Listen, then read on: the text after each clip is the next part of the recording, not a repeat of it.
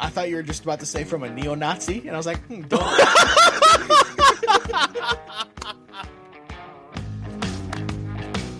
The sheriff department will put up like the days or the week's mugshots. Bet you're going through that and there's a fucking picture.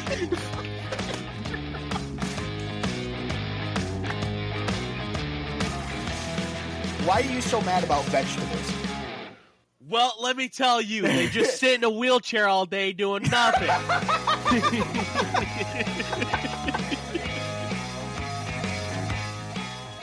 Welcome into the Functional Idiots Podcast, episode 47. Only a week late, just like Dylan's period. As always, Dylan is here as well. You're an idiot. Glad to be here. Hey, Dylan, I got a question for you. Yes, my card is working. Damn it, you knew I was going on with that. I knew it. I knew you were going to say some shit. I was ready. Well, Dylan, why is that so funny? Why don't you explain that to us? All right. So yesterday, I guess, what was it? Like a month ago, you texted me or something? About a month ago or so, Colton texted me asking if I wanted to go. Asking if I wanted to go to a Tigers game and Red Wings game all in the same day. And at first I'm like, Jesus Christ, I'm going to be zonked by the end of it. But no. So mind you, what it was is the Tigers, they have clinched a playoff spot because they went on an absolute fucking heater the month of August and September. Absolutely ridiculous. And it was like a 1 p.m. game for the Tigers. And we were initially just going to go to that. But then I was like, wait a minute. I wonder if the Red Wings have a preseason game that day. Because if you know Detroit, if not, I'll give you a rundown. So where I-75 runs through just outside of downtown Detroit, on the east side of I-75, you had Ford Field and Comerica Park, literally across the street from each other. Well, then kind of across the interstate, I-75, is Little Caesars Arena, where the Red Wings and the Pistons play. And so I look, well, sure as shit, the Red Wings play a preseason game that day. And it's like a 7 o'clock game. So I'm like, fucking yeah, we're already down there. Let's go to both. Yep. So I was like, yeah, sure, I'll come with you. And so we get there and the weather's kind of like kind of. It wasn't bad. It wasn't like thundering or anything. No, it was like a light rain. So. Yeah, it was like one of those persistent rains. Like if you had to work outside, it's like one of those annoying. You're gonna get rains. soaked. Yeah, you're gonna get soaked, soaked, but you're not gonna get soaked in like 2 seconds because it's not raining that hard. But if you're outside for 5 minutes, you're gonna be wet, and it's just one of those annoying misty rains. By the way, podcaster note here. If you hear any noise in the background, it's Brianna playing Fortnite with her sisters. So she's giving birth? No, she gets intense about it. So, But anyway, so we're down there. We're at Comerica Park. We're watching the Tigers first. Game is delayed till 3:30. So we're standing around with our thumbs up our asses, just dicks in our hands. Dicking around. Yeah. So they finally get started. I think we left at like what, the start of the 7th, start of the 8th? Top of the 8th inning. Yeah, top of the 8th. Because at that point, it was like 5:30, right about that time. And like I said, the Red Wings game was going to start at 7. And so where I had parked, I had to move my truck to a different garage because initially I only bought parking for the Tigers game. And then it was later I was like, oh, why don't we go to the Red Wings game? Then I had to buy in a different parking garage because the one I wanted was then fucking sold out in that short amount of time. Yeah. So I had to move my truck. It was a pain in the ass. Plus, we wanted to go to the Red Wings game because the seats we got had free booze and drinks. Well, of course we want to go over there then. Yeah, hell yeah. Let's go stuff our fat faces and drink a shitload of beer. Yeah, except if you're Dylan. You can't drink the beer. Yeah, unfortunately. Even though I had one. Yeah, we all played Dylan a very sad song on the world's smallest violin. Except I don't know where the fucking sound pad is. So just go, Dylan. Just go. It's not worth the joke. Boo-wop. Oh, here it is. So on our way to Little Caesars Arena, or we were actually on our way back to the garage. But you missed a key. You missed a key detail. The Red Wings game got delayed to 8:30. Yeah, that's what I was talking about. It was delayed. Oh, well, it got delayed. It got delayed before we even left the Tigers game. Oh, did it? Yeah. Oh, yeah. Well, it got delayed till 8:30. So correct. Yeah. Leave early. We go to the garage, grab grab your vehicle, and then we head over to the garage that we were going to park in. We head into the Red Wings arena, start getting food. We literally just finished eating, and game got postponed. So, I mean, we took our time getting out of there, but... Yeah, they weren't kicking us out or anything. So I actually looked up. What happened is that they were playing the Pittsburgh Penguins. They had a mechanical issue with their plane. And so that's why they couldn't show up. Gotcha. So, okay. But basically... something like that, not like, oh, we don't want to play. Yeah, well, that's what I'm like, they just want to come here and get their asses kicked. Fucking pussies. So we Well, you know what they say? Penguins can't fly. Yeah, thank you. Boo-wop. So we leave around 7:30-ish? Yeah, quarter after 7:30, right around that area. So that time. we start heading back. and the garage next to the one that we parked in, this truck just pulled in front, right? And he's sitting behind a white vehicle, all right? So this truck just got there. Didn't do nothing, wasn't honking, nothing, right? And we just walked past the truck. This dude steps out of the white car and goes, "I'm sorry, my card isn't working." Very passive aggressively, but on the verge of tears. And we're like, dude, calm down. He just got here. Yeah, it's not taking my card. He just rolled up. He probably hadn't even put it in parked yet. He just got here. And it was so funny because we're like, dude, just chill out. And then we started thinking, we're like, wait, what if this dude is going to the Red Wings game that just got canceled? So he's going to get even more pissed. Because he's like, first my fucking card wasn't working. My game is canceled. This is bullshit. And he probably is, because why else would we be parking downtown? The Lions obviously aren't playing Saturday night. The Tigers game's over. The only other thing going on downtown, to my knowledge, was the Wings preseason game. Funny. It's not taking my card. Just calm down. It's okay. We're gonna get through this. All right. No need to lose our shit over it. Yeah, that was damn funny. That was pretty funny. Yeah. Dude, in other news, he was about to cry. In other news, I just like to say women are penis snobs. Why? Okay, well, just think about this, right? This should have been a trucker thought, but it's one of these things where it's good enough by its own separate thing. A guy, he doesn't really care if a woman has A cup, B cup, C cup, D cup, double D's, double E's, double Z's, double Q's, double F's, whatever. It doesn't matter. Boobs are boobs, right? All guys love boobs. You're not going to complain if you're getting down on she only had fucking A32. Who cares? They're boobs, right? Boobs are great. Doesn't matter. All boobs are great. Women, on the other hand, his penis is only 8.2 inches. That's too small. Did you have a good time? Did you like it? Then shut the fuck up, all right? We didn't complain about your fucking negative A cups, asshole, all right? I could rebuttal this.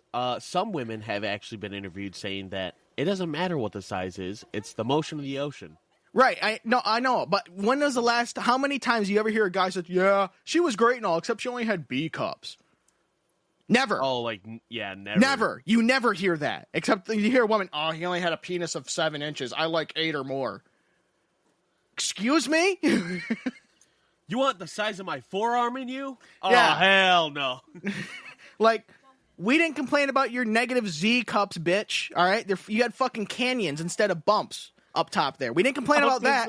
They indent? Yeah, that's indented. It's like you hit tab, indent. That's what they're like, We didn't complain about that. We still had a great time. Fucking deal with it, all right? We're not complaining about your mishap when it comes to being on the biology scale for certain things. Go fuck yourself. I just wanted to get that out of the way. It just came to me, you know what? When was the last time you heard a guy complain about her boobs are too small? Also, sex is a lot better when you're in a relationship. I'm sure it is, because there's a little bit more, fantastic. Passion, rather than just being like, yeah, I'm just trying to drain my balls. Yeah, that's true. But yeah. Just try to, yeah. Just try to drain my nuts. Yeah. I'm trying to take a little weight off my courage bag. I don't care, Spotify. We're not there that yet, Dylan. We're not to that part yet. So, to make up for no reason. Yeah, to make up for not having an episode last week, and the reason we didn't is because Dylan went up to his girlfriend Brianna's grandma's, and they didn't get back on Sunday because they left. You guys left like Friday at like 5 or right after work, basically, right? You didn't get back Sunday till like 7:15.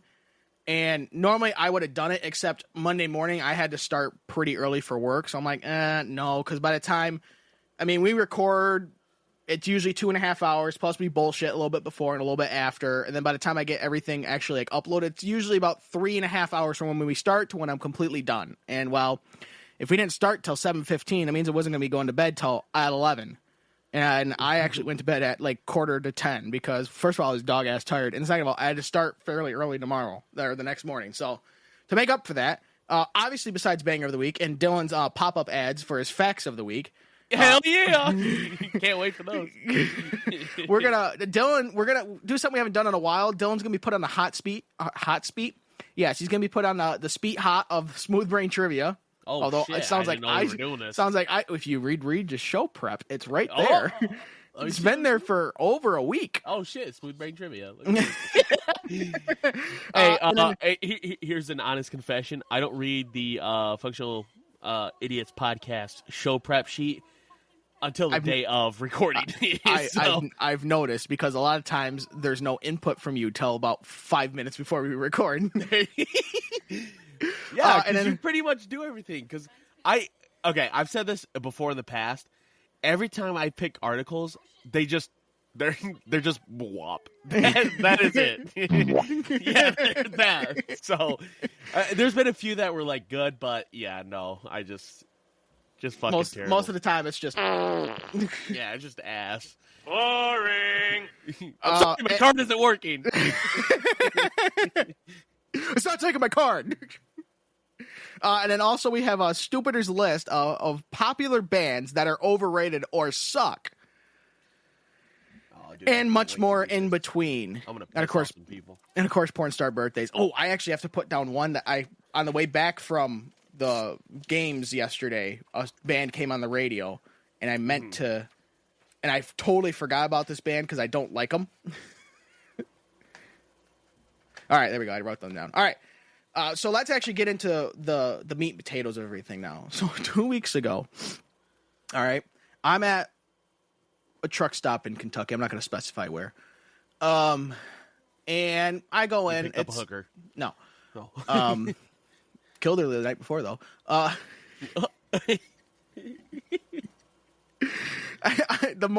Whatever morning it was, Wednesday, Thursday, it doesn't fucking matter. I went in and took a shower, right? I come out. After taking a shower, I think I grabbed just a little like pre-made breakfast sandwich, or whatever the hell I grabbed for breakfast or something. And as I'm walking out, there's this guy in front. Okay, and mind you, this is like 5:30 in the morning, right? As I'm walking out, this dude in front of me, he like goes to push the door open, and then he like staggers, and then he like falls, and then he kind of like walks, and then he like falls down on his back. He didn't hit his head on the tile, but he fell on his back. And I'm like, oh shit, what's going on with this guy, right? And like, first of all, what are you supposed to do, right? He fell over, and I'm like, first thing, I'm like, what the hell is going on? And he's sitting there looking at it, and if you want to talk about the 1,000-mile stare, that's what this guy had. Like, he was just, like, looking off into space. And I'm like, dude, you all right? Like, you okay? And, he doesn't respond, doesn't do nothing, right? And I'm like, so I put my stuff up on the counter so I could, because I was holding stuff in my hands, put my stuff on the counter, and like no workers are around because it's 5:30 in the morning. And they only have like 3 people working, right? And they're all doing other things. So I'm like, all right, well, I'm like, I put my stuff on the counter. I was going to help the guy. I'm like, you all right? And then he kind of like comes back a little bit, right? Rolls over and he's like, oh, where's my... And by this point, another guy's walking in. Another truck driver was walking in. And he opens up the door. He's like, well, I was like, oh, shit, and the guy who fell on the floor is like, oh, where's my phone? And it fell out of his pocket. He's like, and the dude's like, your phone's right here. Everything's fine. He gets up, doesn't say anything, and walks out the door. What the fuck? And the truck driver who walked in is like, well, that's not healthy. I'm like, yeah, no shit. And after thinking about it, I came to the conclusion that he was either drunk, high, or both. because to just fall over like that, like I understand being dog ass tired. That's entirely possible, right? But to fall over, and when he was laying there, just be looking straight off into space with, and I left this part out on purpose, with a sweaty forehead, kind of makes me think the dude was jacked up on meth or something, right? Oh, yeah. Because it was 55 degrees outside. How are you sweaty? You know? Yeah, no shit. What the fuck? Dude just sitting there like, you want to know how I got these scars? No, buddy. Just get the fuck out. Where's my phone? Where's my phone? Yeah, he just got up and walked out. Didn't say anything. And it was like, okay. Yeah, don't need to thank us that we wanted to make sure you didn't fucking, I don't know, nail your head on the fucking tile or anything. I was just like, holy shit. I don't know which way, because he was in a hot shot driver, and what a hot shot driver is just like a guy in a pickup truck, like a Ford F450 or a Chevy 3500, whatever, pulling a gooseneck, and they had like cars on it or something, so it was probably taking them between like auctions or dealerships or whatever. And he was at one of the fuel pumps, and he got in that, and then I went to my truck and I started my pre-trip inspection, and then he was following another guy, and they turned and they left. So I don't know which way, if they went north or south or whatever, but I'm like, holy fuck, hopefully they don't go the way I'm going, because I think I know what's coming. So, I think I'm going to see a fucking exit. Yeah. And then that night, or maybe it was the night before, whatever, you never realized how thin rock stars were in the 80s. Like, I'm pretty sure they invented anorexia. My guy, that's because they lived on sex, drugs, and rock and roll. Well, I was gonna say there's thin, and then there's thin, and then there's cocaine thin, and that's what they all were. I mean, because like a video came up. There's thin, and then there's cocaine thin. Yeah, you know, like because a video came up, and it was like bands of popular bands like Queen, Nirvana, who else was it? I think AC/DC, maybe Guns N' Roses. But yeah, a bunch of bands like Motley Crue was one of them. A bunch of bands like what their first song was, what their first hit was, and then what their most popular song is, right? And they would just play like a little like 10-second snippet of each song or whatever. And like you see like Motley Crue go up, and I was like, damn, I'm pretty sure they're wearing like children's size clothes. And then Freddie Mercury comes up for Queen, and like, no, he is wearing baby clothes. Holy hell. There's like nothing going on. It's like, dude, is there like his fat content is negative percentage wise in his body. I mean, it's like, god damn, dude, holy shit. I know you got AIDS and shit, but fuck. Talk about thin as hell, right? And then you see some fat bastard like, now that's a true rock star. He did the fat Elvis way. Ate the shit out of everything. Or like, just take a look at fucking Motley Crue's lead singer, Vince. I think that's his name. Yeah. Dude, look at him in the 80s, and then look at him now. Just like, yikes. Cocaine catching up to him. Well, I mean, if you look at all those bands, Keith Richards for, is that Rolling Stones, I believe? Maybe Aerosmith? I can't remember. Whatever. He looks like he's fucking 106. I mean, it's outrageous. He doesn't look a day younger than 200. Yeah, no. Oh, are you talking about Steven Tyler? No, Keith Richards. Oh, Keith Richards? Is that motherfucker still alive? He's still alive. Unbelievable. I mean, Damn. I think he's the only reason he's still alive is because he's taken so many drugs they've counteracted each other. You know. And now he's just there. Yeah, he's just kind of like there. Shit, dude, he looks like a scrotum with eyes. He's a walking courage bag. Now the opposite of cocaine thin, and now we're gonna roll into the first news story I found. And I found this for last week's show prep. Dylan, don't fucking go to the articles, all right? Christ's sakes. I'm looking at a picture of like an AI generated Keith Richards, and it looks scary. So I titled this one "Runaway Pussy." So a fat cat. Oh, okay. In Russia, Mother Russia, whose name is Crumbs. Crumbs, because that's what she be chasing. Yeah. It was at a diet center, also known as the Eric Cartman Fat Camp. And the Flabby Tabby tried to escape. But it got caught and stuck in a shoe rack.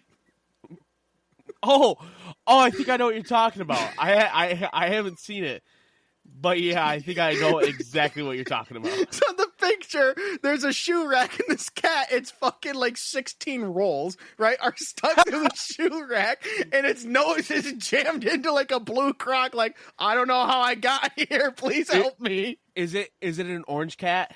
Yeah, it's a fat bastard. Yeah, fuck yeah. Yeah, I've seen that on TikTok and shit. Yeah, the thing Like- weighed fucking 38 pounds. Damn! That's a lot of Holy bitch. fuck, that's a lot of pussy. There's another picture of a vet holding up the cat, and the cat looks like the guy who fell over at the truck stop. Like, just a 1,000-yard stare. I'm looking right now. Oh, that is funny. The reason the cat became so fat is because it was I think it was like a work cat that lived in like the basement of a Russian hospital, you know, but like everybody, like, you know, all the nurses and the doctors would, you know, take care of it, whatever. And they named him Crumbs because of his ability to hoover up food like a vacuum. Was reportedly living off of a diet of cookies and soup, which caused him to balloon up to a scale-shattering 37.5 pounds. Oh, so fucking fat, this fat bastard cat couldn't even fucking walk. Yeah, this wasn't the cat in the hat. This was the hat under the cat. I mean, because the cat. Are you allowed to say who you got this from? Yeah, New York Post. Okay. Dude, New York Post in the last picture did not give no fucks about describing him. Dude, damn. It says, in an attempt to get Crumbs down to a normal weight, shelter employees put the mammoth feline on a pound-shedding pilgrimage that included a new diet and regular treadmill workouts. Just yeah, so like they have the cat like swimming, because swimming is like an unbelievable form of exercise. Way better than running, walking, bikes. Yeah, because you're engaging a lot of your muscles. And you're engaging all of them, basically. I mean, arms, legs, and you're moving back and forth, so you're moving your core. Yeah, exactly. And plus, swimming doesn't put the wear and tear on your body that, like, running does. Running is actually... I'm of the belief... Now, I'm not of this because I'm a fat bastard. I've always been of the belief that running, for most people... Some people are extreme cases... But running for most people actually does more harm than good to the body because of the preceding pounding. Just bam, bam, bam on your knee joints. Our joints were not designed or built for running long periods of time. Obviously, if you need to run from a fucking black bear, right? Different story. Yeah, you can bust ass out of there. Yeah, but to run like a marathon, you for that. Right? But to run a marathon, our bodies weren't designed to do that. Now, swimming, on the other hand, yeah, you could still have rotator cuff issues, but it's a lot less likely than compared to like knee problems with people who get older that have been runners, right? Because they destroy the cartilage in their knee. And also, like, another thing, swimming is fantastic if you're doing like any sort of physical therapy for like shoulder surgery or like leg surgery. Swimming is fantastic for that. Yeah, because you take off all the weight. Yeah, exactly. Of that shoulder. Yeah, so or whatever body part, So Crumbs here, under his new routine, they predict that the plus-size couch scratcher.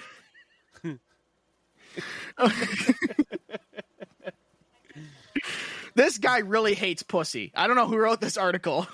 Ben Cost. Boy, he's costing this cat a lot of fucking nerve, I tell you that much.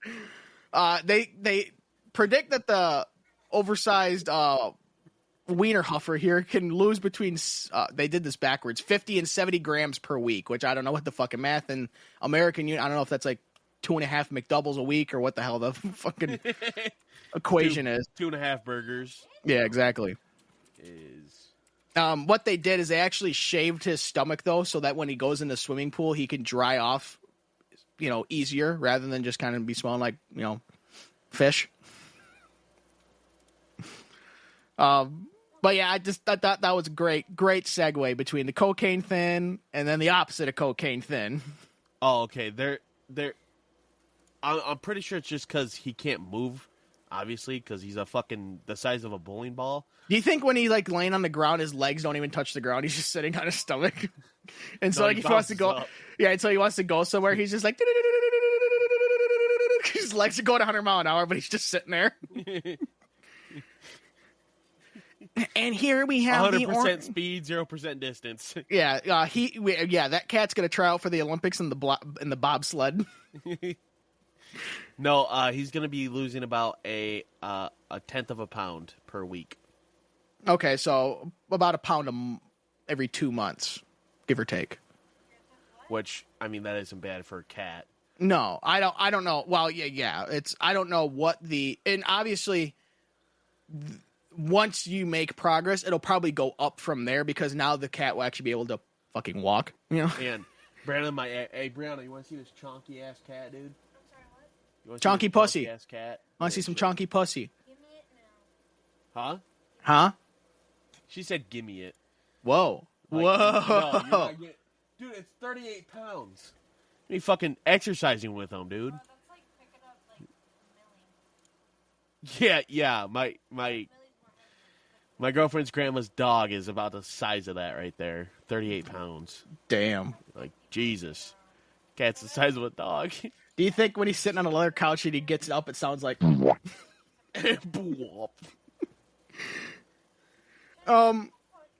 I almost had to change this to my functional idiot of the week, but the one I have, it's hard to be topped, but this is like a close second. So, Dylan, I got a question for you. Okay. What do you think, if you were to take a baby to, I don't know, the Grundy County auction, right? How much do you think a baby would go for these days? I would absolutely hope nothing, because we live in a sick fucking world. Trafficking right there. We live in a sick fucking world. What do you think a child goes for? Not a child, a true baby, like 5-6 month old child. Actually, no, take it back. A 2 month, about $5.50. A 2 month old baby. That's what we're selling here. Is a 2 month old baby. What do you think we could get out of him? A couple grand, maybe. Okay, you're saying $2,000. Yeah. All right. Well, an Arkansas couple has been arrested for allegedly attempting to sell their 2 month old baby to a man at a campground. What the fuck? Darian Urban, 21, and Shailene Ehlers, 20. Now, normally, this time I will for sure shame them because this is out there. Are facing felony charges of endangering the welfare of a minor and attempting to accept compensation for relinquishment of a minor. The Benton County Sheriff's Office said they received a call on September 21st from the manager of the Hideaway Campground. Okay, I just want to say, fantastic name for sex trafficking. Reporting that the couple tried to give up a baby for, I'll get to it in just a minute. The pair signed a letter? Goddamn, I'm getting stupid reading this too. Granting custody of their child before handing the boy over to someone else, and even included a disclaimer that the child could not be returned. Bruh. And they put on here, this is so damn funny. You're going to laugh your ass off. I, Darren Urban, and Shailene Ehlers are signing our rights over to Cody Nathaniel Martin of our baby boy, redacted. They're selling it to Cody Martin. The baby boy's name has been redacted. For $1,000 on September 21st, 2024. Disclaimer. After signing this, there will be no changing y'all's two minds into never contact again. That's legit what it says. After signing this, there'll be no changing y'all two minds to never contact again. Okay. What do these fuckers look like? Like they would sell a baby for $1,000. Oh, I also left out. But don't look up to it yet, Dylan. Okay. All right. Multiple witnesses corroborated the attempted adoption. They should have put that in quotation marks. According to the affidavit, the child was found in desperate need of medical attention when a police deputy arrived. They took it to the hospital and stuff like that, and they got everything all squared away with the child. A witness said she discovered a strong ammonia and fecal odor, coming from the baby who had a surprising dirty diaper. The witness changed the baby's diaper and then noticed severe diaper rash, blistering, and swelling, which she took pictures of to document the injuries. Let's see here. Witnesses reported that a resident of the campground, Ricky Crawford, so we have another doucher fuck who has entered the chat, had earlier visited these two nimwits and offered to take the baby for the night in exchange for, quote, several cans of beer, according to court documents. Huh? Yeah. This was after Ealer allegedly approached another couple's camper and asked them for beer, as she often does. But when the couple declined, Crawford offered beer in exchange for keeping the baby overnight. Why did he want the baby so bad? That's weird. Crawford, also unsurprisingly, appeared heavily intoxicated during his interview with the deputy, said he was concerned about the baby's well-being, sure, and wanted to take the child out of Urban's and Ealer's care for the night, and offered they agreed to. Now, normally I'd be like, sure, except you're drunk at a campground in Arkansas. I have many reasons why I don't quite believe this doucher fuck. I have many questions. There will be no change in y'all two's mind. Yeah, so how Martin came about to buying the baby, it doesn't really say that at all. But it said that Martin is actually the one that drew up the contract, and while no money had been exchanged yet, he planned to bring the couple of $1,000 check on September 23rd. So yes, the real question is, no, a child in Arkansas does not go for $2,000. It goes for $1,000 and a 6-pack of beer. Because according to Darian Urban and Shailene Ehlers, caring for a baby and 3 dogs was, quote, not working.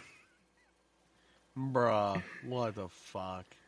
I don't know why, but she looks like a duck. If someone got transformed, if a duck got transformed into a human, it'd probably be her face. How else do you describe that? She looked easy to draw. You know what? I'm gonna try and draw it right now. Damn, she looks easy to draw. Damn. So let's see here. Let me see. Urban, I believe, who is the guy, was released on $50,000 bond, while Ehlers remained in custody on a $30,000 bail. Now, why was her bail less than his? I mean, maybe he's got other, prior arrests and stuff like that. But how did he get money, but she didn't? Like, oh, sweet honey, I'm out of jail. Oh, you're going to get me out? Who are you again? I'm going to go drink that 6-pack we got. Yeah, so top tip, guys, when you're... don't be cocaine thin. Just be anorexic. It's cooler. Don't be a fat bastard cat getting stuck in a shoe rack of all places. And when you need beer money, all right. I don't want to condone. I don't want to, say go steal the beer, but maybe selling a child for beer. I would say that's actually worse than just going in and stealing a 6-pack of Bud. Yeah, no shit. Not that I'm saying go steal the beer. However, if between the two, maybe take the lesser of two evils. Okay, Dylan, what is your banger of the week? Reminder, you can listen to all our banger of the weeks on our Spotify playlist, which is in the description of, I would say every podcast, but from every podcast here on out. It will be in the description of every single podcast from episode, actually 45 or 46 on. Oh, and side note, so how Dylan found how we found what episode we started, because we haven't always done banger of the week. We started that, I think we found out was episode 18, 19, right around there. And how Dylan found it is on YouTube. It'll take a transcript, and so he was just going through and doing the Control F style deal, and eventually found where it was, and that's how he's going through all the episodes, right? So he makes the playlist after one episode, and he sends it to me, and I open the playlist, and it says on there, this song was added 45 minutes ago, 45 minutes ago, 45 minutes ago, 46 minutes ago, 46 minutes ago. I'm like, it's 12:45. Now, we wanted to start at 12, but I got caught up doing some other things, and it seems like Dylan completed this about 2 minutes before we were going to record. Hey, tell me if that looks like her. I just sent it to you. While you do that, I'll do my. It does. Why does this look like? Why does this look like? What? Damn it, Bobby! Whoa! Why does he look like he's gonna sell me propane and propane accessories? Why does her nose look like a penis? Because she's a dick. Oh, okay. Sorry. My banger of the week is Linkin Park Numb. That's right. I did Linkin Park twice in a row, and you can't stop me, motherfuckers. I mean, we could, but it's not worth the bullets. I already put it on the playlist, so you can't stop me. My banger of the week is a new song that's come out, and I believe I heard it's been number one on the Billboard Rock Airplay charts or something along those lines for like the last 6 or 7 weeks. It's "Can You See Me in the Dark" by Hailstorm and I Prevail. Fantastic song. Love that song, dude. Guess what? Hailstorm, great. Not a like. You don't fucking motherfucker. I swear to God. You big Hailstorm fan, Dylan? Not really, but my mom is. Oh, okay. But Hailstorm does have some bangers. I'm not gonna lie. They do. Yeah, I'm not going to disagree. I Prevail is actually a Michigan band. I don't know where they are from in Michigan, but they're actually from Michigan. Originate You know that in Michigan. You know Daz Games or Daz Black. Yes. He goes to their concerts all the time. Who? I Prevail? Yeah, like I Prevail's lead singer will wear Detroit Lions shit. It's like, oh, you're gonna get my vote just from wearing that. That's a 10. yeah, exactly. Oh shit! All right, Dylan. Let's listen to your pop up here, and after that, we'll get your facts of the week. Oh, okay. Listen Wait to the for it. pop-up, Wait huh? for it. Wait for it. Wait for it. Hold on. I was already on it, so I don't know if it's going to. I think we're good. Oh yeah, we're good. Fuck! God damn it! I always waiting for the pop up because usually you'd be like scroll. Fuck! All right, there it is. I didn't make it. Son of a bitch.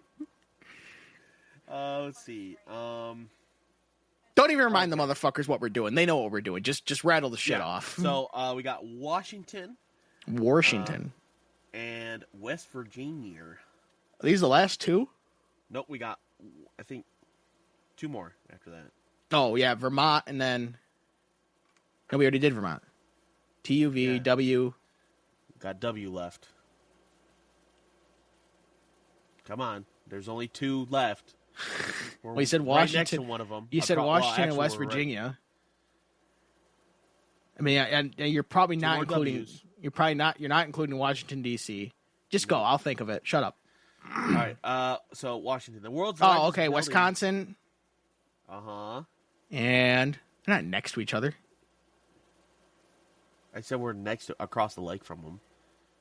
Oh, I thought you were saying the two were next to each other. I'm like, No, you fucking idiot. that's why it kind of threw me, and I'm like, well, Actually, north, hold on. They north, might be. north and south. No, they're not. No, I'm talking about. just go. God damn it! I'll think of it. I'm gonna see if it's next to each other.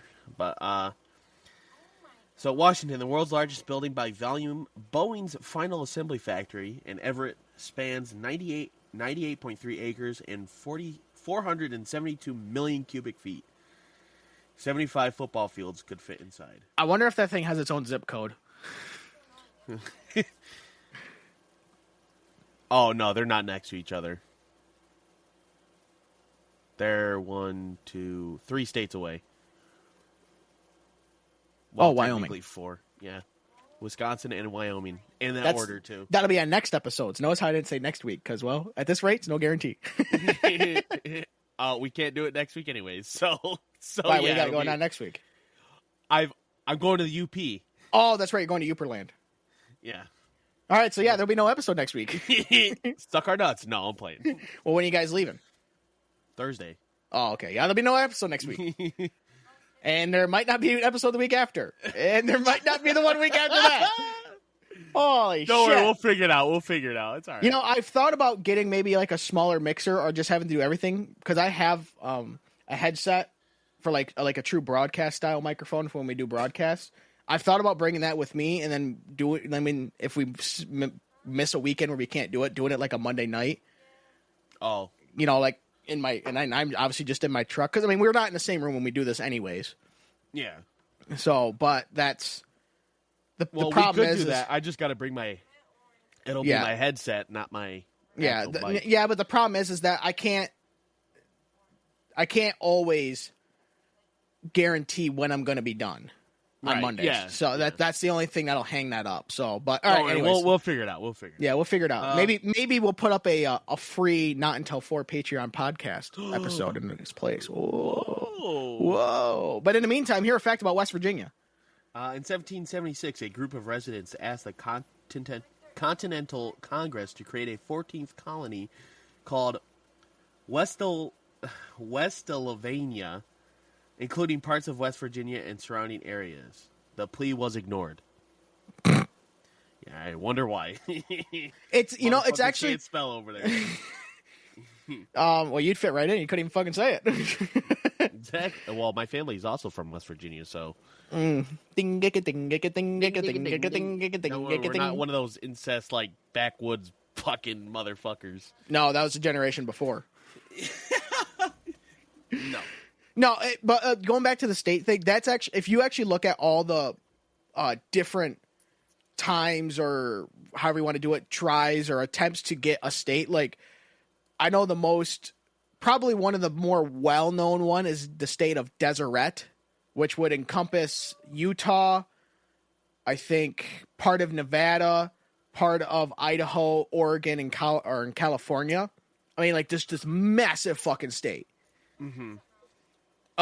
And that got shot down. Obviously, I don't remember why. It might have been like the Mormons trying to start or something. I don't know.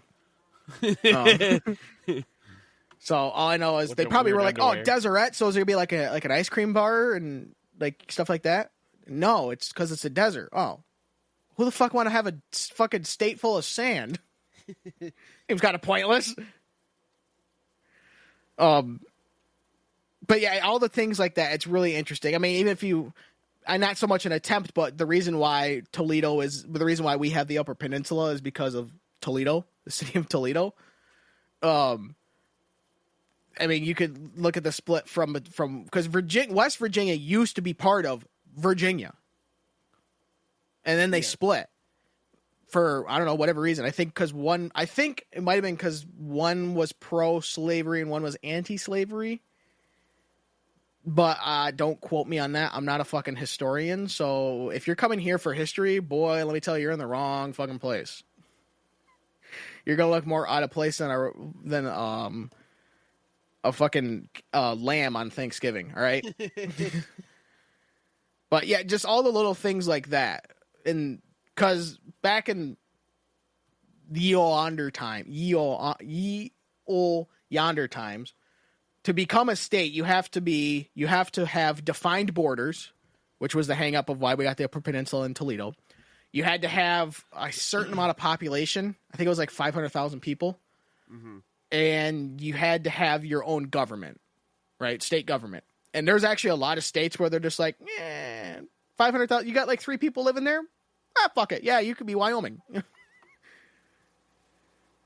And stuff like that. It's just, that was like the one where it's like, no, we're going to take the land from the Indians because manifest destiny reasons. All right. Yeah. Wyoming, you're in.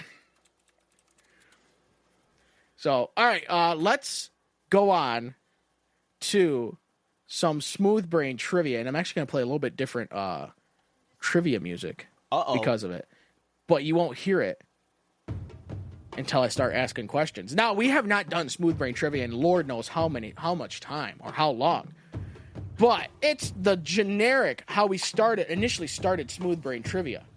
Dylan, who's on the hot seat, will have 10 questions that he has only 69 answers to answer all 10 answers. He's off the game today, boys. 69 answers to seconds all questions. I haven't even been drinking. That's the worst part. You could pass it a question. We'll come back to it. Holy fuck! Time does not start till I read the first or till I finish reading the first question, which, at this rate, might take all day. So, Dylan, are you ready for some smooth brain trivia? Yeah, I'm ready. All right. What do you? Now, I didn't do give me the square root of 162. Penis. That's it. No, I didn't do stuff like that. I mean, I think. I want to say you have a pretty valid chance. Okay, good. So no chance at all. Gotcha. Pretty fucking much. So, all right. Your turn on a smooth brain trivia will begin in 3, 2, 1. What player has the most rushing yards for the Detroit Lions? Currently, or what player has the most rushing yards all time for the Detroit Lions? Barry Sanders. What team has the most Super Bowl wins? The Patriots. What is the currency of Japan? Pass. What planet has the most gravity? Jupiter. In the Marvel Universe, what is Hawkeye's real name? Clint Barton. Chickpeas are the primary ingredient in what Middle Eastern food? Falafel. What country is known as the land of the rising sun? The USA. JFK was assassinated in what U.S. city? Dallas, Texas. Which name is rapper Sean Combs better known by? P. Diddy. Baby oil. What is the longest river in the United States? Oh, fuck. The Missouri River? What is the currency of Japan? Pass. I don't know that one. Well, that was the last one. Well, you didn't get 10 because you passed twice on one of them. Yep. I know I got the land of the rising sun wrong. Yeah. Well, maybe you didn't. Maybe you got 9 out of 10. No, I know exactly who it is. I'm pretty sure I know who it is. So, what player has the most rushing yards for the Detroit Lions? Oh, is this currently or all time?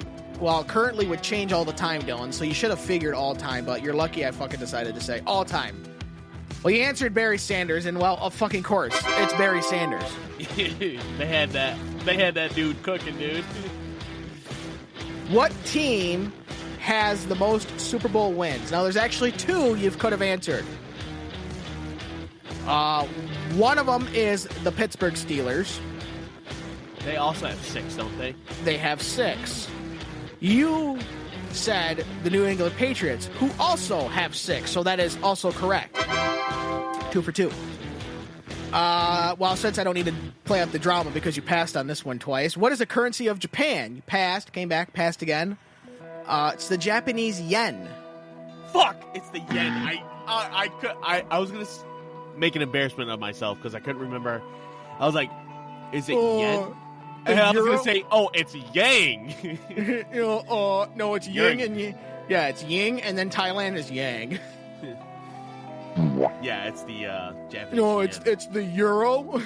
It's the euro. What planet? So that's wrong. So no 10 out of 10 for you. What planet has the most gravity? You quickly said Jupiter. We also would have accepted your mom, but Jupiter is correct. In the Marvel Universe, what is Hawkeye's real name? You said Clint Barton. That is correct. Chickpeas are the primary ingredient in what Middle Eastern food? There's actually 2 of them you could have chose from. You said falafel, which is correct. The other one you could have said is hummus. Oh yeah, I forgot hummus. Yeah. What country is known as the land of the rising sun? My man said the United States of ye olde America. Apparently, he's never seen the flag. He's never seen the flag of Japan. Yeah, it's Japan. It also 2 for or 5 for 7. But well, that's what they were the land of the sinking sun. Well, technically, no, it was a mushroom cloud. It did rise. JFK was assassinated in what U.S. city? You said Dallas, Texas. That's correct. Which name is rapper Sean Combs better known by? You said P. Diddy Combs. That is correct. We also would have accepted sex offender. And now we come around to round out number 10. What is the longest river in the United States? This, I know it's not the Mississippi. I know it's not that. I just couldn't remember which one it was. You said the Missouri River. The Mississippi River is 2,340 miles long. The Missouri River is 2,341 miles long, making it the longest river in the United States by one whole mile. That one is actually a repeat. I know I've done this question before, but I did it on purpose to see if you would remember. I almost didn't. I was like, oh, fuck, I know it's not Mississippi, is it? So I was like, oh, fuck it, it's Missouri. Well, for not knowing that you were doing trivia until about, I don't know, an hour or 50 minutes ago, or an hour ago, you got 8 out of 10, so you did pretty good, I'd say. Considering we also haven't done that in a long time. So good stuff, Dylan. Funny story. The only reason why I know the falafel chickpeas thing, because it's a random ass thing to know, is because my dad literally would say that constantly, all the time, just because it was funny. Like as kids, we thought it was funny. Like falafel, that's such a weird word. Have you ever had a falafel? No, I heard it's pretty good though. I've never had it. I love hummus. Granted, now it's the stuff you get. It's like just a chickpea pancake, pretty much. Yeah, basically that's what it is. I think. I don't know. Do I look like I wear a towel on my head?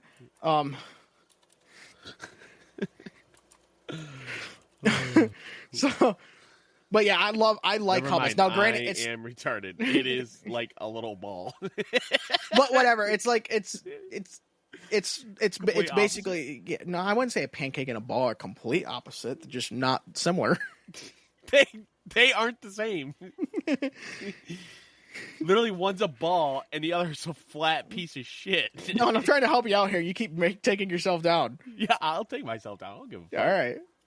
Take him out at the knees. Okay, let's go. Let's do some functional idiots answer. And we got these hard-hitting questions here. Like this one here. How do Siamese twins masturbate? With each other. Okay, now my first question is okay, how are they like... They take turns. Is it just like a two-headed monster, or is it like they're conjoined at the head, and so they're like, like a fucking arch, or like, are they, how is it? And then, what happens if one's like super horny, the other one's like not? Is he just like, hey, turn around? What do you mean turn around? I'm connected to you, fucking asshole. Yeah, does the other one? What about, okay, but if they're the same body, whose hand is who?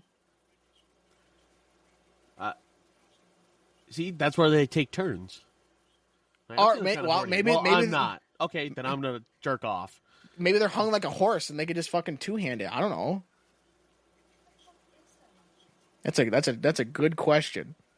That's a good weird question that P. Diddy might be able to answer. Yeah. Who the hell has 1,000 bottles of baby oil? P. Diddy. I understand that, but like, I don't fucking know. I don't know. I don't ever use baby oil. I don't know what baby oil. It's for babies. I was gonna say, well, he is a child. Well, you are too, Dylan. Physically and mentally, we found out. I didn't know you could use, because obviously he was using the baby oil as lube, a lubricant, right? Because it's not like you're just pouring yourself a glass of baby oil in the morning, like, oh, this Johnson & Johnson is great, down the hatch, So he's out, but like, I didn't know you could use baby oil as a lube. Well, you could use. I know you could use anything as lube, like you could put quart of Pennzoil down there and it'd do the same, but that's not actually something. I want to use hand sanitizer as lube. Yeah, but that's not necessarily good to, I don't think that's good to put inside a woman's vagina, baby oil. Or asshole. That, whatever, I mean, that doesn't seem like, because when you use lube, it's something that, if you ingest it's it, made for, yeah. Yeah, it's made for that. That's just weird. And then, did you hear the thing of his lawyer? Like, oh, well, he just, I don't know why he has that much. Maybe he just bought it in bulk. Look at all these people at Costco that buy it. Look how much, they buy all this toilet paper in bulk. Nobody complains about that. And Costco comes out and is like, no one's buying 1,000 bottles of baby oil in bulk. We don't even have baby oil in bulk, motherfucker. You could buy 2. That's it. That's bulk right there. It's 2. Yeah, because your baby doesn't stay a baby forever, you fuck. Jesus Christ. Would you switch your penis size with your foot size?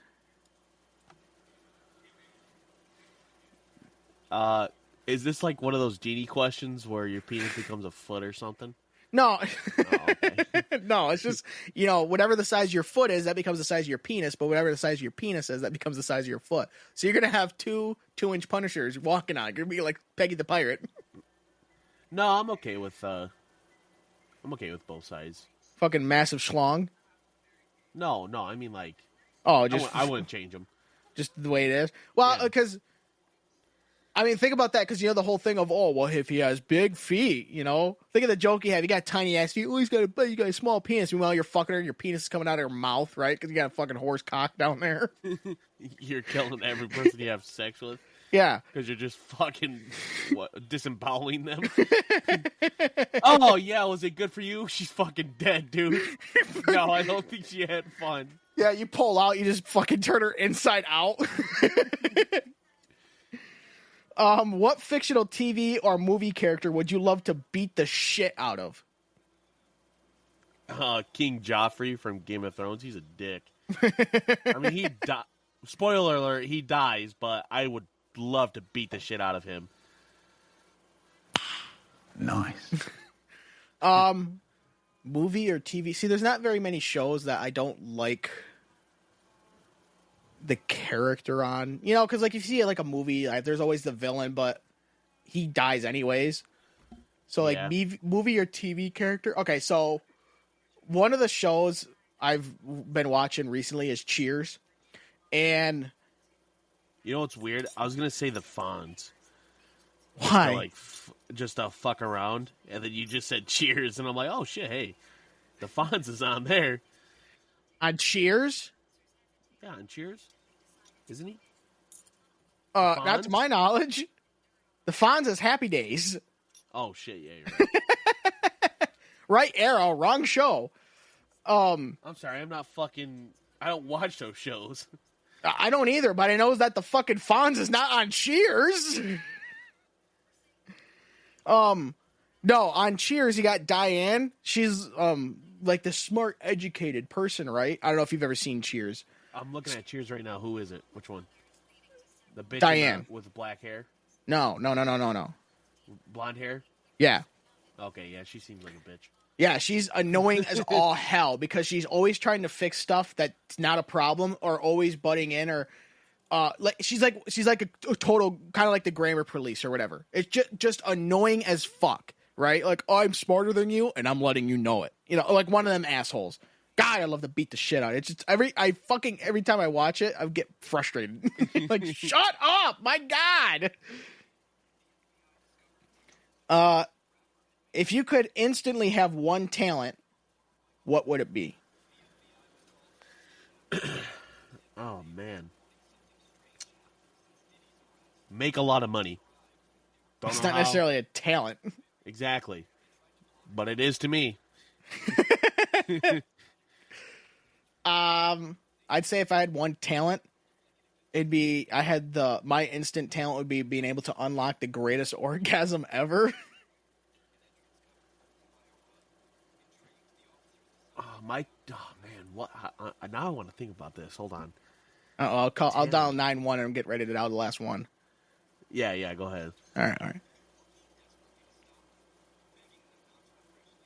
One talent. Well, I don't know if there's really a talent.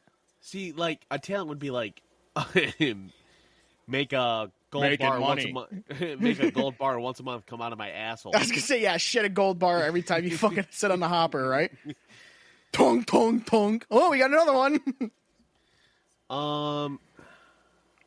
See, but I don't want like the King Leonidas touch. Is that who it is? King Light? I don't know. King whatever his name is. You mean from like the touches car everything. commercials, the Midas touch. Yeah, the Midas. Yeah, where you touch it and everything turns to gold. I feel like that'd be kind of bad. I had one talent. I could just, I'd like to be the Grim Reaper. Make a good podcast. No, yeah, no. well, that doesn't take talent if you look at some people. Oh man, talent. Puck to and spit on that thing. Not that I'm specifying anybody in particular.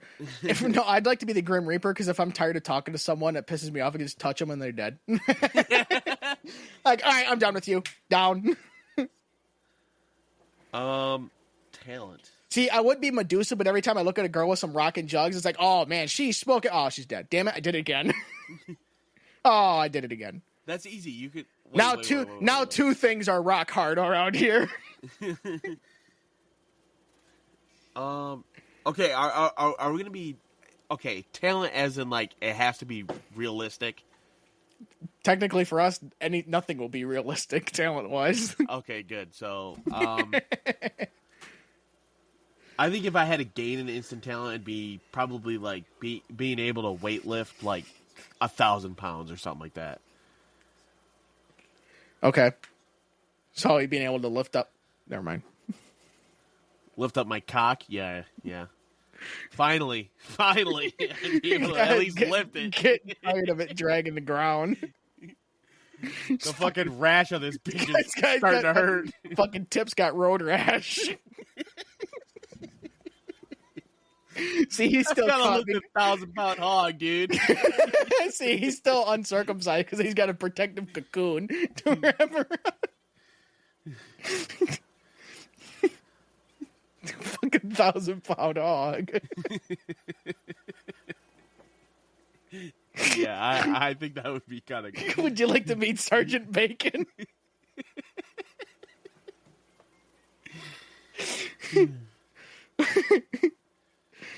and his two best buddies, the pork chops. Oh fuck! If you had the ability to have sex with anyone, but they will get cancer right after, do you take yourself off the market or just go around wielding a death penis? I'm taking myself off the market. No, I'd wheel around a death penis, do everyone a justice, fuck everyone, fuck the people that everyone hates, and then do the world a fucking service. So you're willing to have gay sex? I didn't say gay. I do have standards. There's a lot of women that people hate.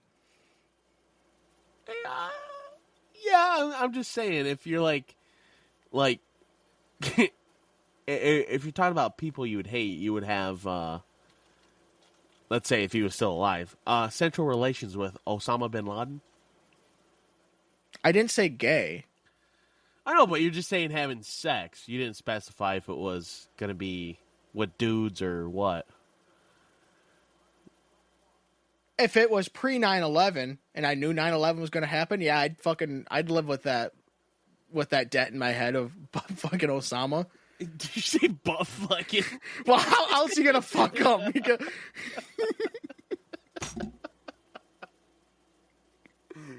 How else are you going to do it? I don't think those three words have ever been in a sentence ever. Butt fucking Osama. You're right. That is probably a first. That is a first. Yeah, if it meant saving 3,000. Oh, your shit took a little oopsie there, Dylan. Oh, wait for it. Watch your mouth. Oh, his computer's passing out. The CIA's onto us, Dylan. Dylan?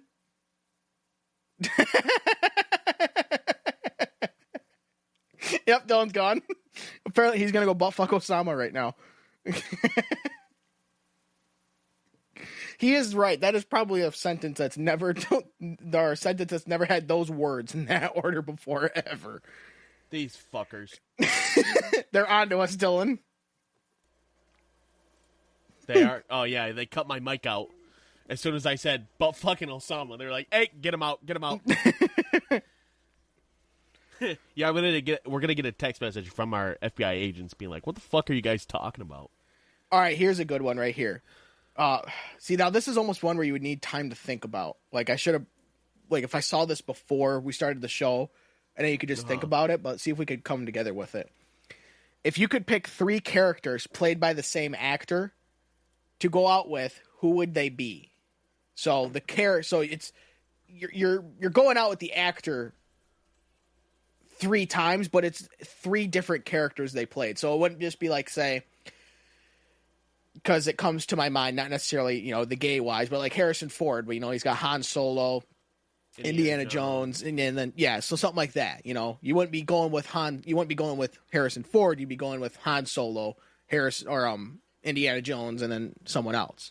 Or if you wanted to say Jennifer Lawrence, you have Katniss Everdeen from Hunger Games, and then maybe 2 different characters she's played in other movies or whatever. Yeah. Man. You could. How about? Hey, Brianna's probably heavy or busy, but this would be a good question for her too.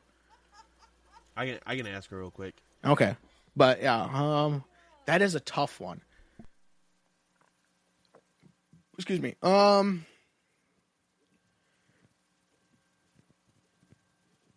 See, the problem is that when you say it, you basically are saying that you'd like to get down on the farm with that actor, even though maybe you necessarily don't want to. It's just because maybe you fucking like that,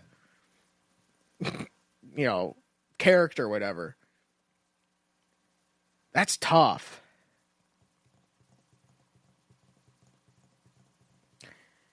Dylan muted his mic. If I had to choose... All right, I'm back with some information. Okay. Brianna has said Johnny Depp, Edward Scissorhands, and I said I hope you don't get fingered. His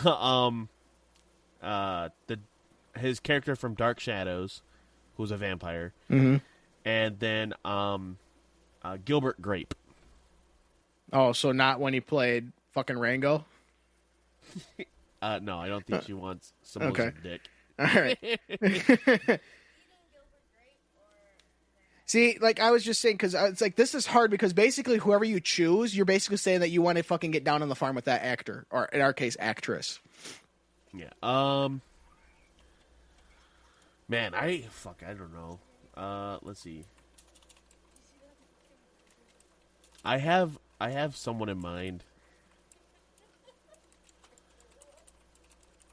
Oh my god, this is something I don't know any of her movies that she's been in except for one.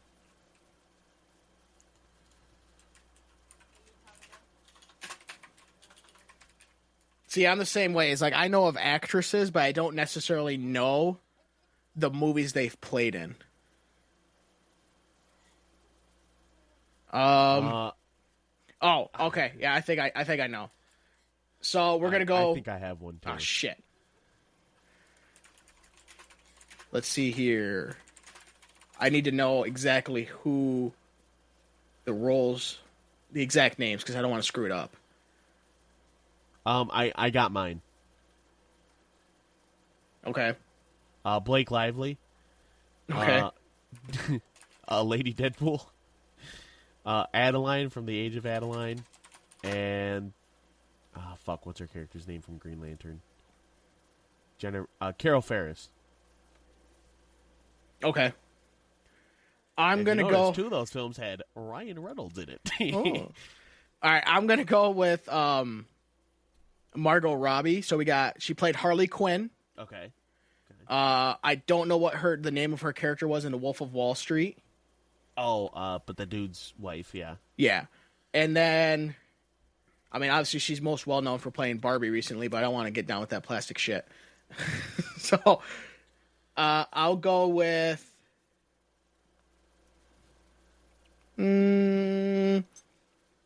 Nellie Leroy from the Babylon. We'll do that one. Never seen it. Never either, but, it's still Margot Robbie, which, it's still a nice drink of water. That's a compliment. Okay. Would you rather travel by dog sled pulled by little people whenever you want or live in the Super Mario world? Oh, my God. Mush, midgets, mush. God, dude, that is... Mush! That is Mush! wild. Mush! How many little people are we talking about? All of them. Little people horsepower. All of them. The entire cast of Little People Big World.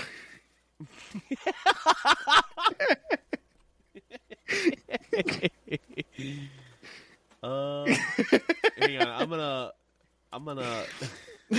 I think I'm still gonna choose Super Mario World because that'd be so cool to just eat a mushroom and fucking grow like a penis. Like he just took a Viagra. You can fucking eat a flower. You shoot fireballs. You ride fucking Yoshi. Yoshi.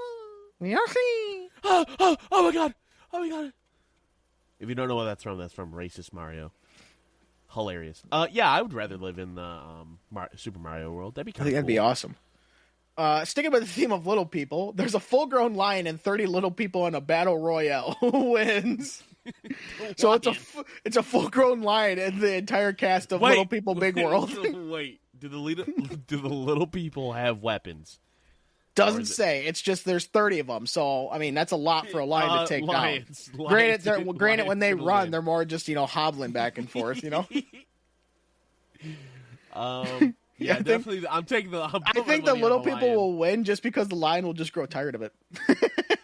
It's 30 of them. I think a lion would be able to take them out. Oh, I'm sure he would, but he'd just get tired. Like, oh, God. I've already eaten 25 of them. Fuck, I'm full. Who said anything about eating them?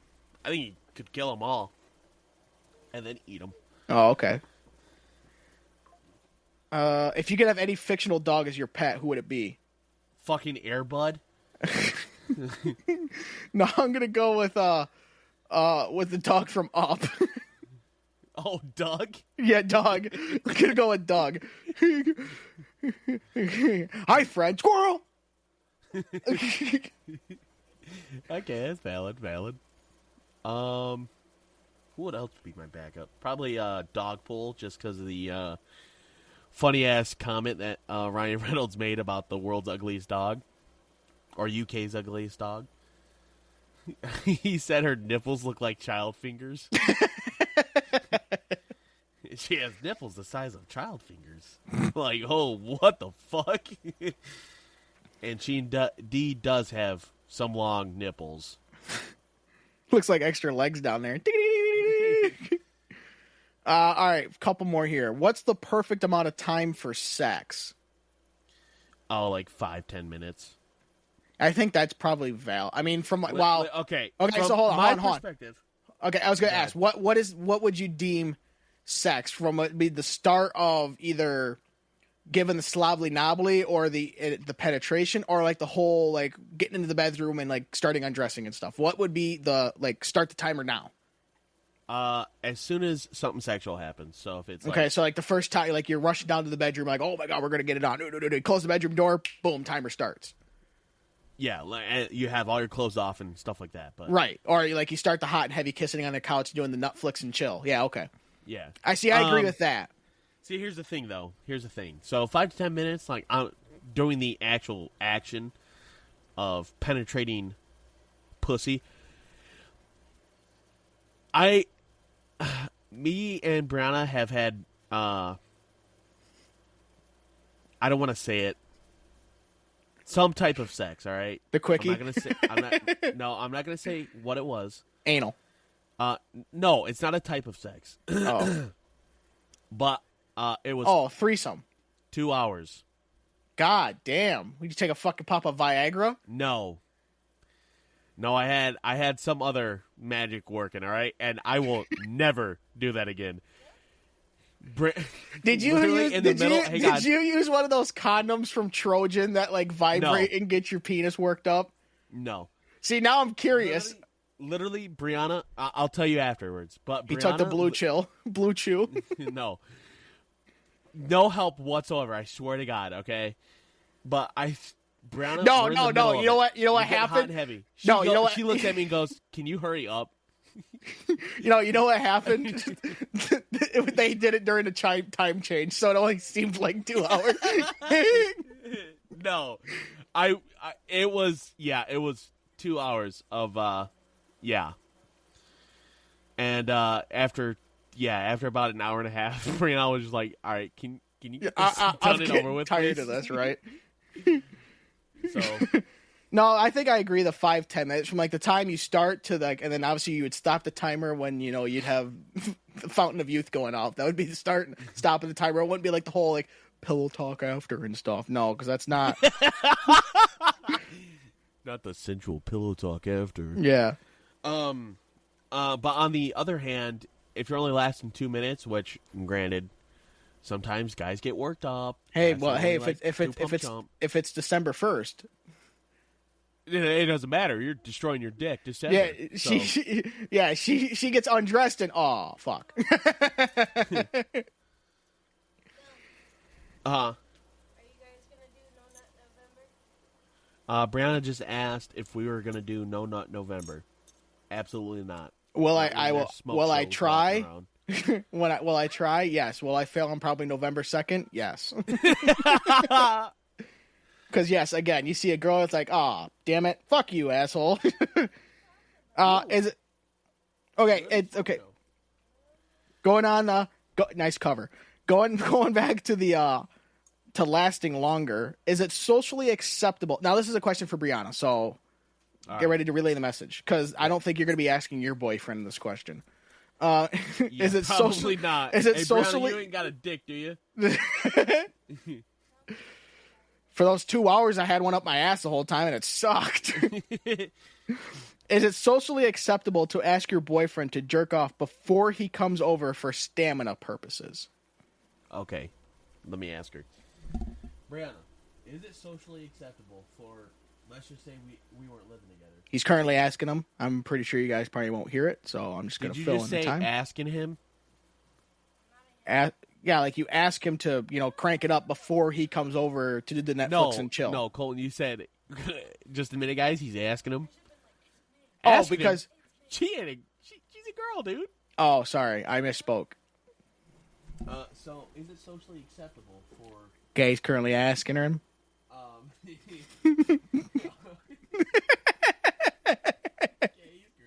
it acceptable for your boyfriend to jerk off before having stamina? And having sex for stamina. the answer from him is Her. him. Like, if the sex is good and you just want to laugh, You're missing the point. yeah. But if you're just doing it, She's missing the point. It's pleasurable sex, so yes. yeah, then fine. Yes, she says yes, it is. Okay. I thought she was missing the point. Like, well, if he has good sex, no, you don't know it. You're trying to have him get rid of the excess horniness before, so he can last more than 2 pumps. Yeah, she said that if it's for lasting longer, then yeah. Yeah, that's what it basically would mean. To last longer. Now, okay, what is it like? Here, hold on, let me go to the bathroom real quick before we get hot and heavy. Or is it like, hey, I might get lucky on this fucking first date because I'm picking up somebody on Tinder? I would also say it's even socially acceptable. I think it would too because I think it would benefit the guy. Because not only obviously you have to have foreplay, right? Mm-hmm. But Well, you don't have to, but it's preferred. uh, Depending on the situation, sometimes the quickies Yes. are good. yeah, if you're having a quickie, yeah. Like when It's you're all right. at If your you're in a best rush, friend's. then- Yeah, if you're at your best friend's funeral or something, but the coat rack is looking pretty spicy right now. Oh, I missed my best friend. But I got a bust. Christ! I got a bust. Christ! God, he looks good in that casket. Honey, where are you? No, I'm allergic to that cream. Yeah, you speaking from experience, I think you would normally, like, if you're having like 5 to 10 minute sessions, you probably last like a half hour or so. So I mean, you get a lot more work Yeah. out of it, but Yeah. still a lot more fun, I guess. Mm-hmm. Unless you're looking for that quickie, then obviously just, you know. Okay, Instead last of pumping the brakes, you're going to be pumping something You're else. pumping something. All right, last one. Would you rather have a good hand job from your grandmother Jesus fucking Christ. or a bad hand job from your grandmother? Either way, you're getting that all crank session going. Fuck. I mean, if I had to choose, and killing myself's not an option, like gun to my head, I'd rather it be I'd rather it be good than bad, right? It sucks either way, but at least I can get some sort of enjoyment out of it. I'm getting bad. I don't You'd give a rather fuck. get a bad one? Yep. So there's at least no like bright side to it. Like, yeah, Exactly. I had to get a No hand bright job. side. It's I had to all get a hand shit. job from my grandmother, and it still sucked. And I wouldn't go around telling nobody. So well, yeah, there is that. Okay. Did you like it, sweetie? No, it felt like fucking sandpaper on my dick. Yeah, next time. Yeah, aren't you using that lotion I gave you for Christmas? How about you go grab the baby oil? Hey, next time take your teeth out, all right? Okay. Let's go move on to some sillier topics. We've already brought up the Detroit Tigers and the absolute fucking heater they have been on. First time they made the playoffs in 10 years. The Detroit Red Wings, a restricted free agent update. They have signed Lucas Raymond to an 8-year contract and Moritz Seider to a 7-year contract. Prior to them signing, Detroit had about $17.5 million in cap space left. They currently have $193,000 in cap space left. Holy shit. So basically, nothing. And before we do Dylan's weekly Detroit Lions recap and preview, I got one thing on the NASCAR charter. So NASCAR has a charter system, and it's the worst thing that they could have done because it's just they're trying to turn it into they're trying to make the teams like how like in the NBA. The NBA is owned by all 30 teams, right? Or the NHL is owned by all 32 teams. They are all a franchise of the organization. Yeah. And so they all get a say in, like, between the players' collective bargaining agreement, TV deals, any rule changes, stuff like that. NASCAR is different because, say, yes, you have big teams that have been around a long time. Hendrick Motorsports, Joe Gibbs Racing, Penske, what's now called RFK, which was initially called Roush, then was Roush Fenway, now it's RFK. RCR, Richard Childress Racing, a bunch of these teams have been around a long time. But the difference is that they're trying to make that into the franchise model, except when you watch an NFL game, how many teams are playing, Dylan? You all at the same time, or when you watch a NFL game, how many? A NFL game, two. Two, right? When you watch a NASCAR race, there's 36 cars minimum out there. Everyone's out there playing the same game, quote unquote, right? Yeah. And so if, say, the Kansas City Chiefs, perfect example. Last night, the Detroit Red Wings and the Pittsburgh Penguins are going to play. The Penguins didn't show up because of, issues with their plane. So guess what? No game, right? Right. Where versus in a NASCAR race, say I'm just going to throw a car out there. The 5 car of Kyle Larson doesn't show up for a race. Well, the race is still going to happen. He's just not going to be in the race, right? Because there's still 35 other cars there. Just because he doesn't show up, they're like, oh, well, we can't race today. No, there's still going to be a race.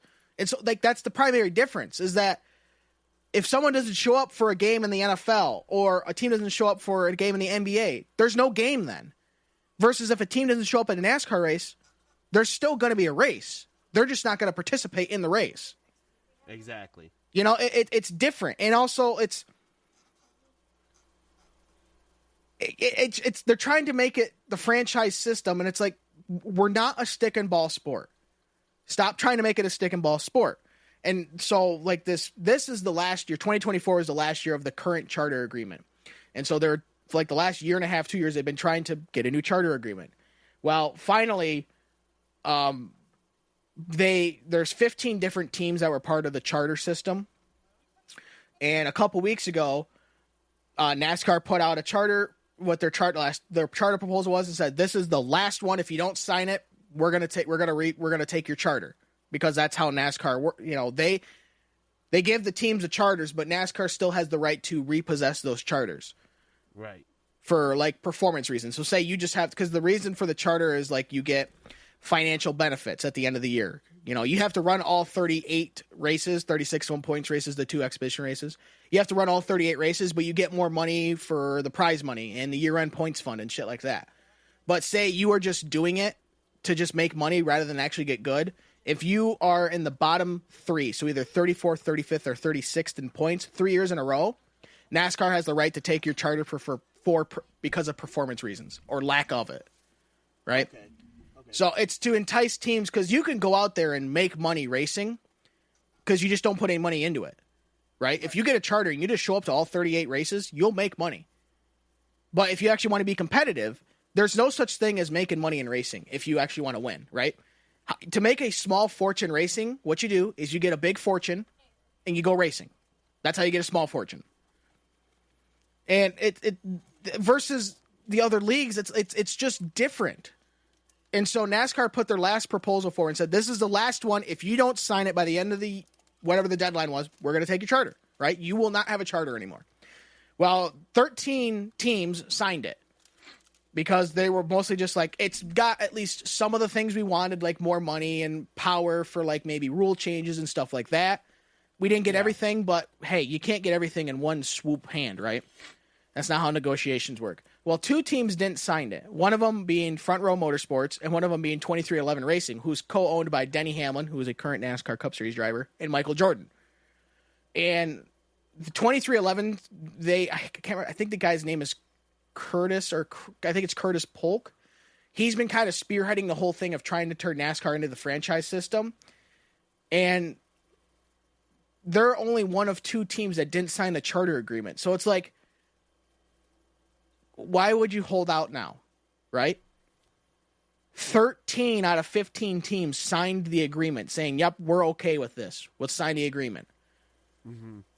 Like, why would NASCAR have any reason to be like, oh, okay, let's try and see if we can negotiate something with 2311 here to make them sign the agreement? Why would they do that? Because they could just be like, we just had 13 teams sign it. Why would we possibly want to do anything? We just had 90% of the field sign the agreement. Yeah. So it's like, what's the benefit of holding out other than for publicity reasons? It's stupid. Like, maybe at the time they didn't know 13 teams were going to sign it, but it's like, now that you find out, just sign the fucking agreement and end the drama. It's like, what are you doing? Come on, man. Like, if only like 2 teams signed the agreement and it was still 13 said no, now you've got some fucking leverage. But you have no leverage now. NASCAR has all the leverage because the majority of teams signed the agreement. Right. I just don't get it. It's just stupid to just sign the fucking thing. All right. Your biggest complaint was the teams weren't making money. Now I agree. The teams should not be losing millions of dollars every year because that's not healthy, right? They're eventually going to go belly up. So I'm fine with them getting more money, but it's like you're trying to basically turn it into the NFL or the NHL or the NBA or the MLB model. That's not what NASCAR is. NASCAR is a sanctioning body. Right. The NFL is not a sanctioning body. That's the main difference. Just stop trying to make it into something it's not. So I just wanted to get that opinion out of there because I'm just like, God damn, guys.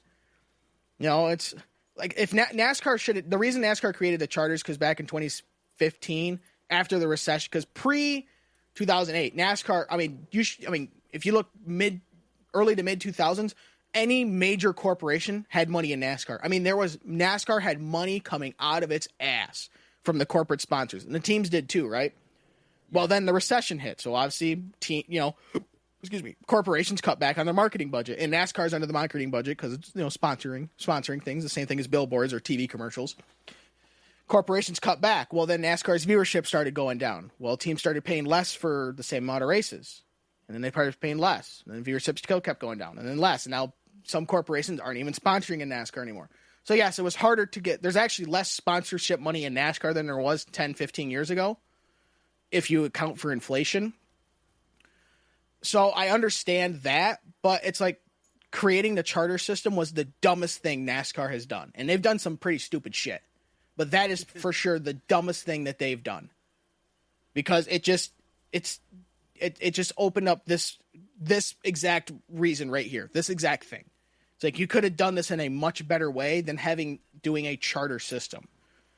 Right. So, but enough with the NASCAR race. All right. Today we get recorded till after the race at Kansas, which was a fantastic race. But let's talk some Detroit Lions, Dylan. And let's get Dylan's thoughts on the past week's, which was week 3's game of the Detroit Lions against the Arizona Cardinals. Yes. Because I'm sure you watched that game, or you at least watched the highlights of the game. I watched the highlights. Okay. Obviously, the big play of the game was St. Brown and Jahmyr Gibbs hook and lateral. Very, very, very good play. That's the kind of plays, that are like risky, but I mean, no teams are expecting it. Right. Well, at the time they did it, no team would expect you to do that. Yeah. Because didn't someone else do it too? That last week or in week 3, but it was like, well, of course, why wouldn't a team try to do it there? That makes sense. Yeah. Versus the Tigers are doing it like they just went, oh yeah, let's do a hook and lateral, guys. It's 1st and 10, we're on our own 20. Do the hook and lateral. So, I will always stand by Dan Campbell's decisions to take risky moves. Are there some of them that are like, why would you do that? Yeah, but if we take the last 2 games, granted we lost against the Bucks, but I mean Jack Fox did a 15-yard throw and got the dude that he was aiming for, and we got a first down. Did we get anything out of it? Absolutely fucking not. So it was a waste of a play, but it just shows that they're just able to do more with, than just our usual shotgun passes. Right. Because eventually teams are going to catch on to they're doing a shotgun pass. Yeah, or they're just doing a chuck down or whatever, or a slant, a simple slant route. Well, even if they got a first down and nothing came of it, you moved the sticks, so you made the punter's job easier. Yep. Right? So there is, yes, you didn't get a score, but now instead of maybe being only at, if you kick it to punt it to the Cardinals at their 25, now they're maybe at their 5-yard line, right?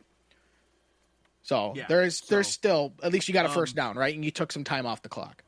So, yeah, in that aspect, they're playing good. Of course, we got injuries up the ass. Yeah, it's not been good lately. Especially for, defense. So, thank God we have a bye week next week. So, but other than that, doing pretty good. I really hope that we win against the Seattle Sea Chickens, because if we fucking don't, I'm going to be pissed. Be our 3rd year in a row that we've lost to them. 3rd or 4th, one of the two. You still there? Sorry, I was interrupted. What now, Dylan? Oh, okay. So I was talking about the Seattle Sea Chickens and hoping that Detroit was going to win against them. Because we've lost, I think, 4 years in a row, 3 or 4 years in a row. Oh, it's a Seattle. That one I don't know. I can look it up though. Yeah, please do. But we're introducing our new alternate uniforms, the all black, the Motor City Muscle. So I'm excited about that. So the last 6 games against the Seahawks have been a loss. Holy shit. And they've only won 1 of the last 10. Damn. Yeah, hopefully we change that. So now, granted, the most recent one they played would have been week 1 last year, I think. September 17th, they lost in overtime. Yes. Yeah. So we're getting better. Fuck, dude, a couple of the games, 48-5, barn burner. Another one, 51-29, still a barn burner, right? Like, that's some high scoring ass shit right there, man. Yeah.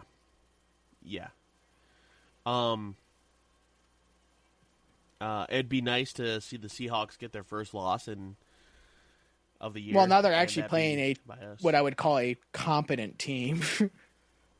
Yeah. Because they've played the Broncos.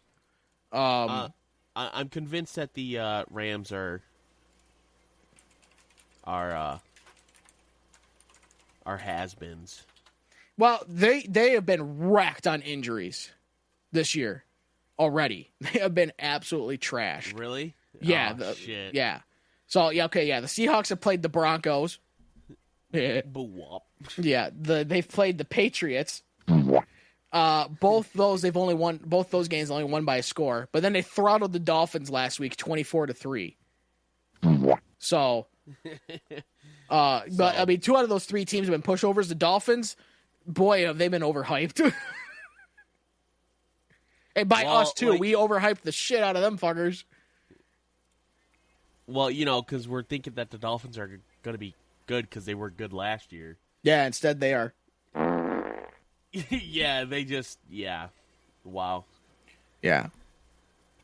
How about them Titans? Them Titans 0-3. Yeah, they're totally smacking great. So, but truly, how about them Minnesota Vikings? Dude, what the fuck, dude? Talk about an absolute. They won today too. Yeah. Who are they playing? Yeah. The Green Bay Packers. Holy shit! Well, they don't have Jordan Love because he got promptly paid big fat money and then got hurt in the first game. Actually, he was playing. Oh, he was playing today? Okay. Yeah. But, what a career turnaround for Sam Darnold. Some bitch is like a has-been, out on the street, back up like 5th string quarterback, goes and signs with the Vikings, and now he's fucking MVP material. Like, holy shit. Something about Vikings, man. They bring out the best in and they don't even need to be in prime time. Not like their last guy.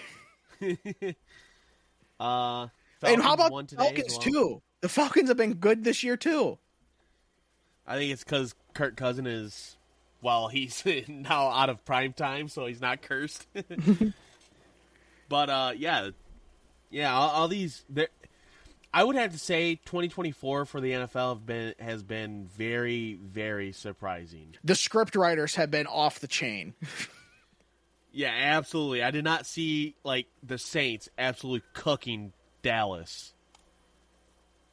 That was fantastic, did. By the way. Yeah, 4 touchdowns. For what was it? Alvin Kamara had 4 TDs.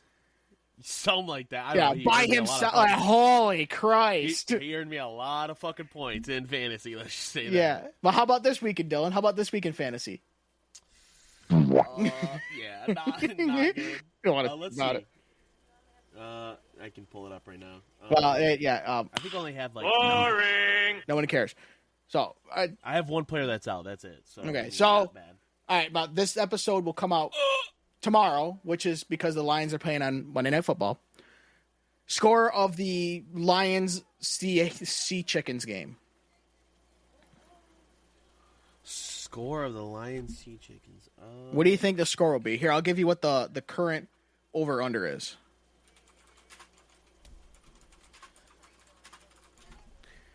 Let's see. What is the current money line? So right now the Lions are the favorite and the spread is 4 points. Okay, I can see that. The total over under is 46.5. Damn. So there's going to be at least the prediction that Fox Sports has here is 21 to 18. 21 to 18. Which would then that would cover that would actually not cover. That would actually be taking the under. I'm going to say damn. Sorry, I'm okay, well here, okay. since the Lions are favored, but the Seahawks get 4 points, right? Because of the spread. Will the Seahawks cover the spread, assuming it stays at 4? No, I don't think No, they will. so you think they'll lose by 5 or more? Okay. Yeah, I think it's going to be 27-20. Okay, so you're going to take the over. Yeah. You're going to say there's 40. You're just barely taking the over. 47 points is going to be scored. 27-20. All right, that's Dylan's guess. I'm going to write that down for next week and see. I'm going to try and do this now every week. Of course, now next time we do this, the Lions are on their bye week. But Dylan's going with 27-20, which means spread is a no. Not covering the spread. So, okay. Let's go on to some Stupidler's List. And how Stupidler's List this week came about. And it's insanely popular bands that are overrated or suck. And how it came about is I was just sitting driving along and a song came on from a specific band. I was like, God, I do not like this band. I'm like, I don't know why a lot of people like this band. You know why? That'd be a good Stupidler's List. Why there's insanely popular bands that suck. So I'm sure this will not piss off anybody in the world. Now, like, obviously everybody's going to have their own. And when I say this, I don't mean like you don't like a specific band because you don't like that genre of music. That's not a fair thing, because I don't really like rap, so I'm not gonna be like, oh, Eminem's overrated. Oh, I don't really like rap in the first place, so I'm not gonna shit on him because I don't like the genre he does. So it's basically bands of the genre you like. In my case, rock or hard rock and some metal. Oh, see, mine's see, I have one that isn't a band because I just don't like them, like, at all, and I like the genre of music that they are in. So yeah. So, like, I'm all of day because I don't want you guys to figure out who the fuck it is. Right. So, I'll go first for a change. So this is in no particular order because it's kind of hard to rank them of who I hate the most. So in no particular order. I mean, again, there's bands that I flat out hate, but I don't like the genre of music they're in that they play in the beginning. So I'm not gonna. I didn't put those bands on my list because that's not fair. Yeah. Per se. So, in no particular order, bands that are insanely popular that I think are overrated or suck. Number 5, Green Day. All right, we're done recording. Probably gonna get out of here. And the reason why what bugs me is you have a band that always shits on the American dream, saying it's trash. Except, fucker, you're living the American dream. So yeah. It's like you're shitting on the thing that you are making a bunch of money off of. Huh? Yeah. It's like Bill Gates that comes out and says, computers are going to end the world. We should shut down all computers and end their software. It's like, you created fucking Windows. What the fuck? That's what kind of hangs me up on that. And not that I say that they suck. I just think they're overrated. That's what that comes. Yeah. I think they're just overrated. Number 4 of insanely popular bands that are overrated, or suck. U2. Flat out overrated. Just gonna throw that out there. Never heard of them. You ever heard of New Year's Day? Song New Year's Day? Nope. Oh, well, I don't need to anyways. Good. Number 3 of insanely popular bands that are overrated or suck, and in this case suck, Rush. I hate, this is the band that came up, specifically Tom Sawyer. I cannot stand that fucking song. I hate that song. It's one of the few songs that when it comes on a rocks, I'll actually change the station. I hate that song, and I do not like Rush at all. I think they fucking suck. It's just... Oh, it's not available in our country. What is? The video for it. Really? Yeah. They're a Canadian band.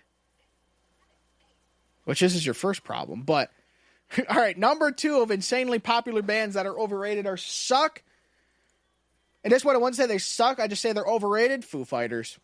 Sorry, they're overrated. I think the only reason why the Foo Fighters get so much love is because of Dave Grohl was in Nirvana, and then Kurt did the Go Bang, right?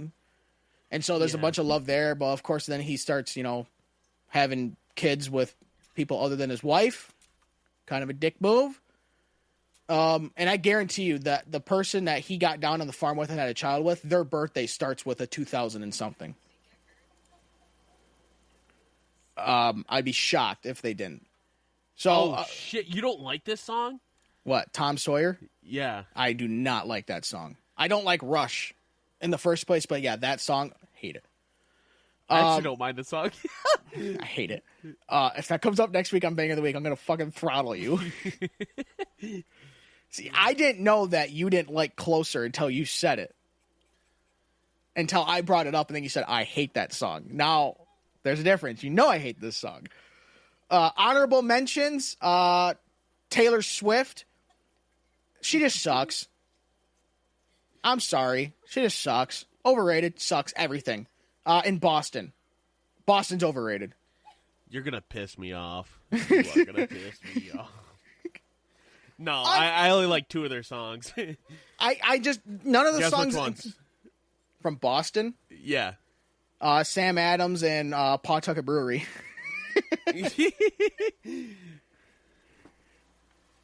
I don't know. More Than a Feeling and...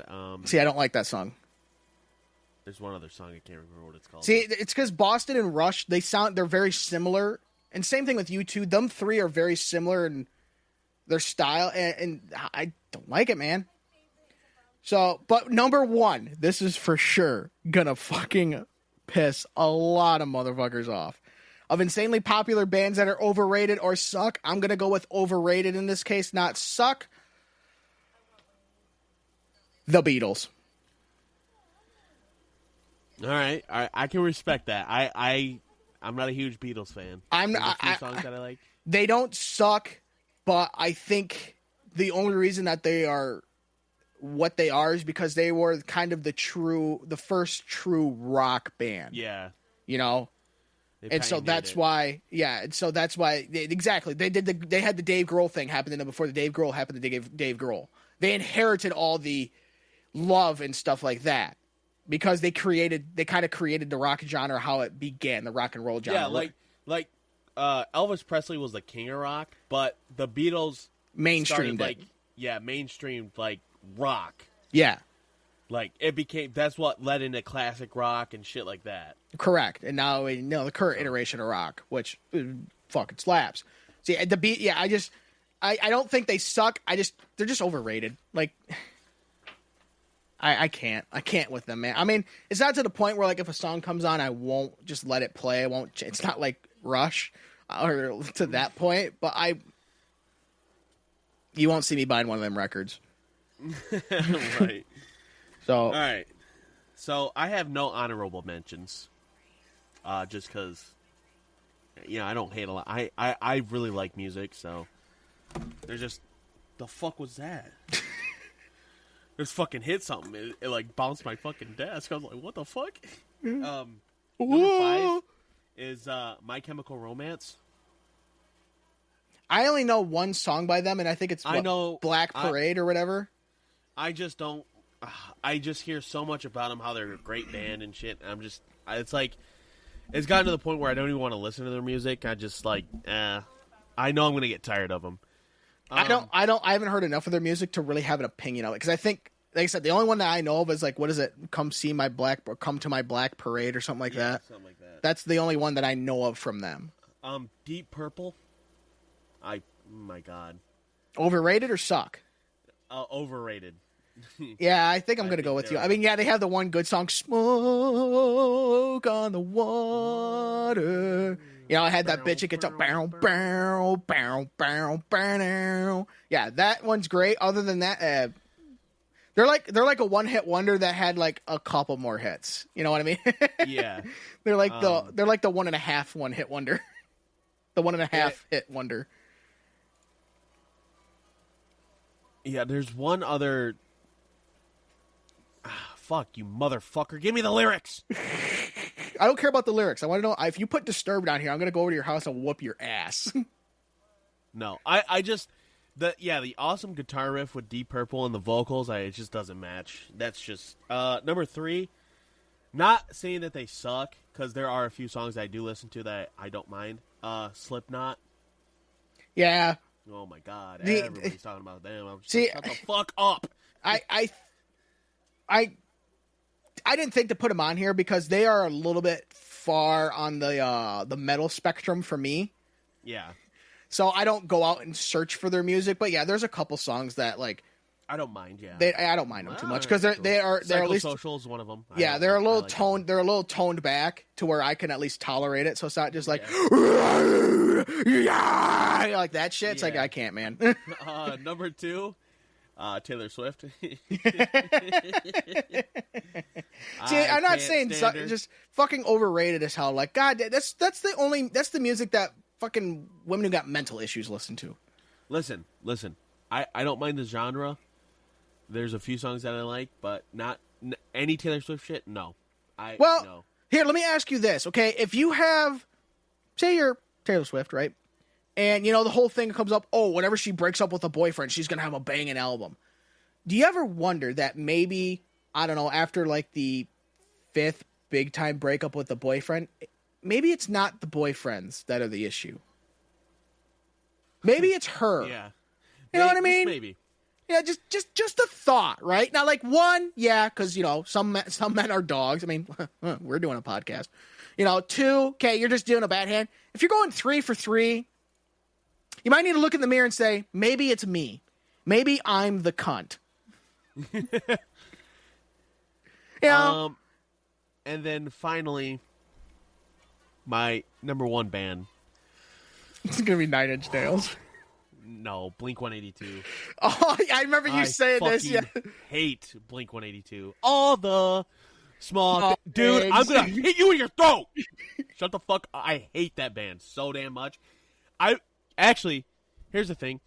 I'd rather listen to fucking Closer by 9 Inch Nails over on repeat 24 hours a day than listen to Blink-182. I hate them so fucking much. Damn. Yeah. And that's saying a lot, because I hate that fucking song. It makes me feel uncomfortable. It's like I got, like, worms on my pockets or something. Strangers. From strangers into brothers. From brothers into strangers once again. Oh, I'm not nasally enough. We saw the whole world. But I couldn't see the meaning. I couldn't even recognize my friends. I'm pissing off Dylan. Yeah. But, just Blink-182. I can't fucking... Oh, my God. I don't know what it is.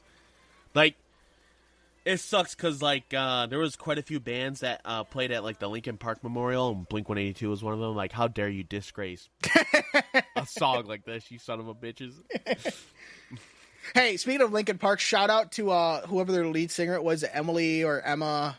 Emily Armstrong. Emily Armstrong. I think she's doing a pretty good job. Yeah, let's talk about it for a minute. Yeah. For being thrown into, like, hey, you're going to be the lead singer of an insanely popular band. Whose lead singer killed himself. Yeah, died. Did the old fucking neck twist 9 years ago. Good luck. Yeah. You know, like she's, I mean. Rest in peace, Chester Bennington. Yeah, right. I like that dude. God damn you, Chris Cornell. You started all this shit. But, I think she's doing it. Yeah, everybody's like, oh, it's not Linkin Park. Of course not. That died 9 years ago, okay? Get over it. All right? Guess what? They're just playing on the brand of it. Correct. That's you know, all it is. It's not like it's a band. It's not like the band is completely different, right? You still have the one guy who does the rap. I don't know who it is. I don't know who the fucking... Mike. Yeah, I Mike. forget his last name, but Mike. Is his last name Ike? No. Mike. But it's like it's still in the same style as Linkin Park, right? And so to play in the same style, but then change your name to, you know, the Mike and Ikes or whatever. That I think that would have been a more injustice to the Linkin Park. You know what? Yeah. And then you'd get all these people, the same people that are hating on them now, be like, "Oh, well, this is just Linkin Park, just worse." Yeah, exactly. Why are you guys copying? It's shut the fuck up.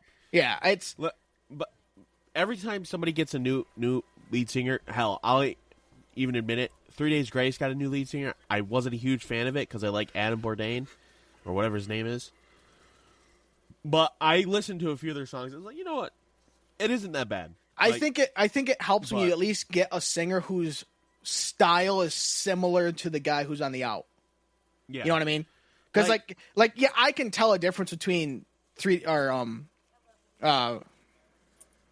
and whoever I don't know who the new guy is. Yeah, I don't know. I could tell a difference, but it's still kind of the same raspy singing vocals, if that makes sense. Yeah.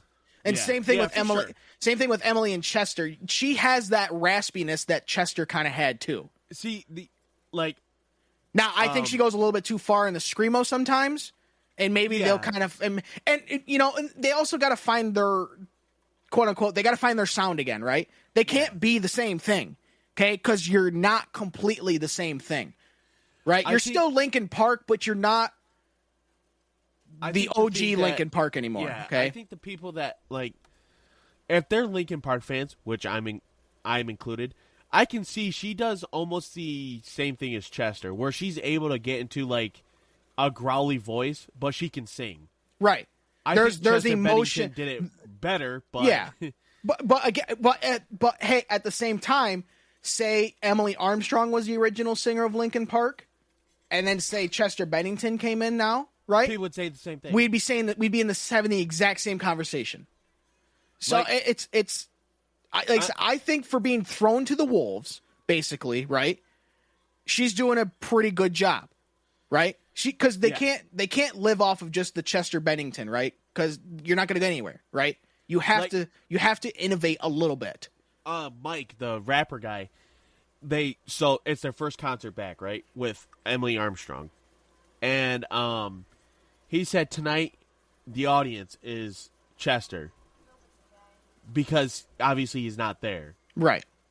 Obviously the audience knows they're going to carry on the legacy of what Chester was. Yeah. Meanwhile, Chester's just over there hanging out.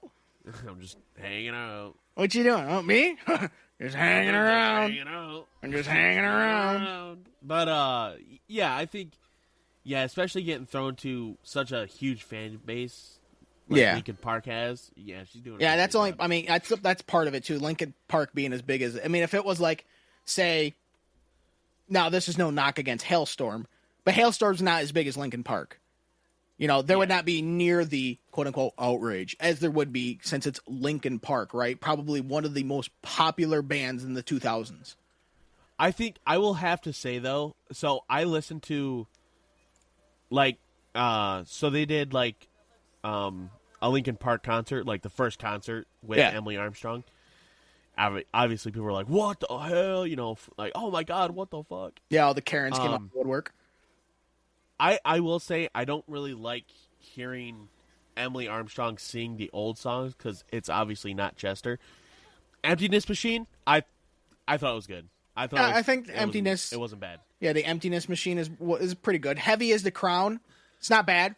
It's definitely got the rap in it that you would get in the OG Linkin Park songs from Mike and Ike. But I thought she did really well singing in the end. Yeah. I really liked her. I really enjoyed it. Yeah, I haven't heard her do the OG songs, but I'm gonna take for example, in Heavy Is the Crown, there is kind of a screamo-y part in that I don't care for. Now that's just my taste. I do not like screamo music. Okay, to me that's not music. There's good rock screams, right? Or good, loud, emotional screaming. But if you can hold it in tune, that's good stuff to me. David Draymond for Disturbed. He does scream, but it's in a tune, right? He doesn't just scream to scream, right? It's in tune and with the song and all that stuff. Where it's you have these other bands where they just start screaming or whatever, and it's just you're just screaming at your dog to not fucking hump the mailman, right? It's no, that's not music. That's not singing to me. Anybody can do that. But singing, screaming, doing a good rock scream, singing the lyrics with emotion, holding, an F sharp or a B flat or whatever. That is music in a good rock scream to me. Not just screaming for the sake of it. Right. And so there's a part of that in Heavy As a Crown that I didn't care for. But again, if you don't change, if you don't change, nothing's gonna change. Yeah. Best quote I've ever heard in my life is, "Those who refuse history are doomed to repeat it." Yes. You got to learn from whatever you used to do. Hey, listen, we got to. And I'm not saying like Lincoln, like Mike. His name is Shinoda. I'm not saying Mike Shinoda. No, it's not. It's Mike and Ike. Mike and Ike is Mike. Is He's gonna sell me fucking like insurance. a money grab or anything. But like, you got to think, if he enjoys music and he's already built up, he's the other half of Linkin Park. Why not use that continue to make music that you want to make? It's not like he's like, oh yeah, we're just having Emily Armstrong here as pretty much just to have the cash cow of Linkin Park. Yeah, no, they're making new music, right? And with I think Emily Armstrong. I think too, what helps is that it's not like Chester died yesterday. It was 9 years ago. I think he died in 2015. I think it was nearly 10 years ago. Like, you got to move on, man. Or he's obviously you have to move on. You know, now like there are certain bands where it's like, yeah, you can't continue on. Like, okay, perfect example, Nirvana. Yes, once Kurt Cobain did the wall painting, Nirvana died right then and there, right? But but it's different because Nirvana was only a 3-piece band. There was Dave Grohl, Kurt Cobain, and then I don't know who their bassist was, right? But it's because Kurt Cobain was the lead guitarist and the lead singer. Right. Right? And having that raspy voice, and the dude could fucking shred on the 6-string. Yeah, when he did die, that was kind of the end of Nirvana because Nirvana was Kurt Cobain. Exactly, yeah. Linkin Park wasn't just Chester Bennington. Yeah, it was Mike and Ike. Correct. Yeah, it was Mike and Ike, right? It was more than just Chester Bennington, right? Now, like, so that's what I mean by like certain band. Like, look at Van Halen. Van Halen started with David Lee Roth, went to Sammy Hagar, then went back to David Lee Roth. Guess what? They were just fine because Van Halen was not Sammy Hagar. Van Halen was not David Lee Roth. Van Halen was Van fucking Halen. Yeah. Right? AC/DC was AC/DC. It didn't matter that they got a new lead singer back in the late 70s, early 80s, whenever it was, right? AC/DC was still AC/DC. You know, it's now if it was something like Aerosmith, that would be harder without Steven Tyler because Steven Tyler kind of is Aerosmith. Right. You know, but I mean, look at Journey. Steve Perry left Journey, but Journey still kept touring and doing stuff with another guy. It wasn't just him. I think that's what people are getting hung up on is that Chester Bennington was not Linkin Park. So I think that's what people are getting hung up on. So, but I just wanted to get that out there. I don't understand the unneeded hate. Now, if they came out and they sounded like shit, okay, then yeah, shit on them all day you want, right? But just shitting on them because it don't sound like Linkin Park. Get the fuck out of here with that, all right? It's not the same as like when Kurt Cobain died. Yeah, like it's not. Like you gotta, like if David disrespect. This is my problem. I don't understand why people think it's like, oh, it's not Linkin Park. It is because they're not disrespecting Chester Bennington. Right. It's not like they looked exactly. I mean, looked like Chester Bennington and tried to sound like him. Then you can say it's disrespectful. Then right. I would actually have a problem with it. Yeah. And it's not like they changed the genre of music. They're still doing the alternative rock. It's not like they changed the hip hop. Yeah. They're still doing the alternative rock. What they are. That's what they are. You know? I guess another example. If David Draymond left Disturbed, I don't think Disturbed would go on. Because David Draymond is why Disturbed is what it is, right? Without him, there is no Disturbed. It's like, okay. He is him. See, like, 3 Days Grace is, like, a group of people that created a band, right? Yeah. But if you get, like, Godsmack, if Sully, Sully left, no, absolutely not. They would quit right then and there. Yeah. All of them would. Because you would not find a lead singer who is anywhere close to Sully. Correct. Because if you say Godsmack, they're going to think, oh, obviously I know, like, voodoo and shit. Yeah. So, there are certain bands that are solidified in that kind of manner. But if you're especially with bands with one lead vocalist. Yeah, it's not impossible, but it's just a lot harder for the lead vocalist to not be the band. Yeah, right. Like Godsmack, Shinedown. Right. Like I said, there are exceptions. Van Halen, right? Obviously, the lead vocalist. But, I mean, we also had Eddie Van Halen fucking shredded on the 6 string, right? AC/DC. And AC/DC, again, it was kind of... I think they got a new lead singer before they really took off, so that one's kind of a bad example. Oh, well, it's just... It's one of those things. Like, okay, well, here's one. Imagine if Axl Rose left Guns N' Roses. Okay, yeah. That's not Guns N' Roses, or if Slash left Guns. That's not Guns N' Roses then, right? You know what I mean? That's kind of that's where it's like. That's where you kind of got to get out of that. Is that yes, Chester Bennington helped get Linkin Park to where it was, but it wasn't the only reason Linkin Park got to where it was. Yeah, Linkin Park got to where it was because of the genre, right? And they made hip hop and rock, right? They kind of really mainstreamed that because they were unique. Correct. And they were good, right? So now we said David Draymond kind of got disturbed to where it was because right. I mean I think David Draymond has one of the best rock voices. Dude, now he go does. to fight anyone with that, right? It's I don't quite get the hate. I think she's doing a really good job for the shit sandwich she had served. Right. Yeah. So like, hey, we got a lot of drama because our lead guy died. Good luck. Yeah. And like I said, if he would have died 9 months ago, too soon. 9 years ago, move on. Like gone but never forgotten, all right? Yeah. Like you don't need to who's this Chester Bennington guy? Who was that fucking loser? Yeah.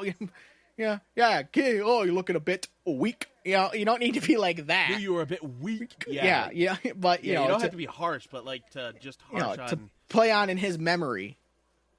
That I think they're doing it the right way. Yeah, I think especially with what Mike and Ike said, with saying that the audience is the role of Chester now. There's no other words you could say. Yeah. Like, you can't say, oh, Chester is down watching us. He gave us his blessing. No, he didn't, all right? He's gone. And it's the people that want to live in the past needs to fucking get their head out of their asses and at least start to celebrate that Linkin Park is fucking back. Yeah. So. Yeah. Oh. Okay. I think that filled well out. Enough right there. That was not planned. That was spontaneous right there. Bringing up the Linkin Park thing. What is not spontaneous, though, is the weekly Pornstar Birthdays. Because we got to get that queen in. That's right. Queen. Queen. I just thought of this because of the thoughty thing. So, you remember the joke Ricker said? Oh, yeah. Yeah, I did. If you why don't you tell us what that joke was, Dylan, if you remember so, it. if you put, hold on. I gotta see how it... If I own a strip club, okay, I'd put all my strippers on rollerblades so I could say, Thoughtobots roll out. Autothoughts roll out. Autothoughts roll out. Speaking of thoughts, our first thoughtie on the list we'd like to wish a happy birthday to is Cameron Canella. Yes, it's female. 30 years old. She turned on September 21st, being born in 1994. Yes, these are all from last week because I was too fucking lazy to do New Orleans. Kiss my ass. An American from Portland, Oregon. She started in porn at the age of 22 in 2016. Staying at 5'4" with 28 Bs. Again, I go back. Yes, they may be small, but boobs are boobs. No one's going to complain. Not if they, no right guy, unless he's gay, is going to complain about, small boobs. Meh. Boobs are boobs. You could slam the spam to her over 100 accredited films, such as Ass, Grass, and Cash. Hung Out to Dry, too. Hung Out to Dry? Yeah, Hung Out to Dry, too. Let's see here. Strap on sex kittens 2 and 4. Oh, yeah, scissor. And painting and panting. Starring Chester Bennington. No, I'm just kidding. Sorry. Next, so we'd also like to wish a happy birthday to Shay Celestin. I think I'm saying that right. First name is spelled S-H-A-E. 27 years old. She turned on September 22nd, being born in 1997. An American. She started in porn in 2017 at the age of 20. Standing at 5'3" with 32 Bs, you can squeeze your cheese dog. To her nearly 100 accredited films, such as jizz-filled flashbacks. If that doesn't tickle your peach, you can also catch her in Wonder Sluts. Yeah, okay. It's almost Autobots. Or maybe you need some more. How about Servicing the Maid? Okay. Or you can also catch her in Cruising for Sluts 7. Okay. Happy birthday to Shay Celeste. And also a happy birthday to Haley Spades, 26 years old. She turned on September 23rd, being born in 1998. An American from New Orleans, Louisiana. She liked that crawdad. She started in porn in 23 at the age of, at 23 in 2021. Just a shorty at 4'8". So a true spinner with 32 Bs. You can windsurfed on Mount Baldy.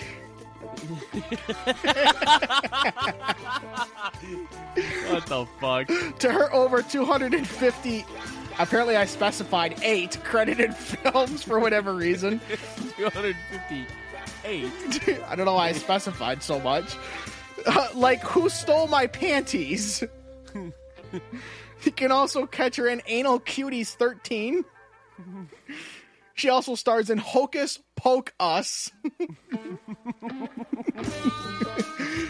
And she's in the ever-favorite Shower Curtain Glory Hole. Oh, okay. So happy birthday to all them ladies. They don't get enough appreciation for what they put their bodies through. Oh, my God. You can windsurf on Mount Baldy. I don't think I'm creative enough to come up with all these euphemisms. I go to a website that has like 500 of them listed, and I just fucking, scroll through and see which ones I find that are funny. I'm not that creative. I come up with those on my own. I wish I was, but I'm not. So, all right, Dylan, before we wrap this up, we got to give out our functional idiots of the week. Yes. So who is your functional idiot? Is it the credit card reader? It's not taking my card. Gen Zers. Oh, wow. So our generation. Yeah. Yeah, I guess, we are Gen Z. No, we are. We definitely are. It's great. from 1997 or I think it's the back half of 96 through like 2012. 12. Really? That fucking long? Damn. Yep. Yeah. What is it now? Like Gen Alpha or some shit like that? Yeah, some bullshit like that. Yeah, but specifically, Bill Maher brought up a great point. My dad watches this show, and I just had come down, and he's like, "Hey, watch this real quick." And Bill Maher was going in on Gen Zers, right? He's like, for people that complain a lot about, different shit going on, it's because you have a right to, like, you're in the comfort of a country that will. And he specifically brought up the fact that, there's a picture of it, all right? So I'm allowed to say he said it, all right? It's all good. Queers for Palestine. And he thought that was kind of funny because, they're hooting and hollering about this, about a country that would actually convict and jail them for being queer. There is a lot of irony, isn't there, in there? But specifically, he goes, because they were talking about Constitution stuff, and he's like, Constitution Day was last week, September 17th. And a lot of people give the Constitution writers a lot of shit for doing that, for writing the Constitution the way they did. And he's like, well, they're people. They were humans. Obviously, it was humans 1786. Yeah. And people were like, Come on, and man. then he goes, Alexander Hamilton was 18 years old when he sat down and wrote or helped write the Constitution. John Adams was 25, and somebody else was 21. He's like, they were the Gen Zers of their day, and they wrote the foundation to a country. What the fuck have you done? And I was like, whoa, shit, all right. Yeah, see, like Bill Maher, is it pronounced Meyer Bill or Maher? Maher. Bill Maher. Okay, that's what I thought. Bill Maher. Yeah, Bill Maher. Bill Maher. I think. I'm fine with if you have your own news show, so say like Rachel Maddow or Sean Hannity or whatever, yeah, you can throw your political bias in there because you're not just giving the straight news, right? You're more or less giving commentary. Yeah. Now if you're like Lester Holt on NBC Nightly News or David Muir on ABC Nightly News. I'm Lester Holt. Right, yes, you do not put political bias in there because you are just giving the straight news, right? There should be zero political bias in those. But I respect Bill Maher because, like Rachel Maddow, I don't respect. And not because she's a woman. No, it's not because she's a woman. It's because she just blindly goes with what the Democrat Party believes. And same thing with like Joy Reid. Bill Maher, he's a Democrat. That's fine.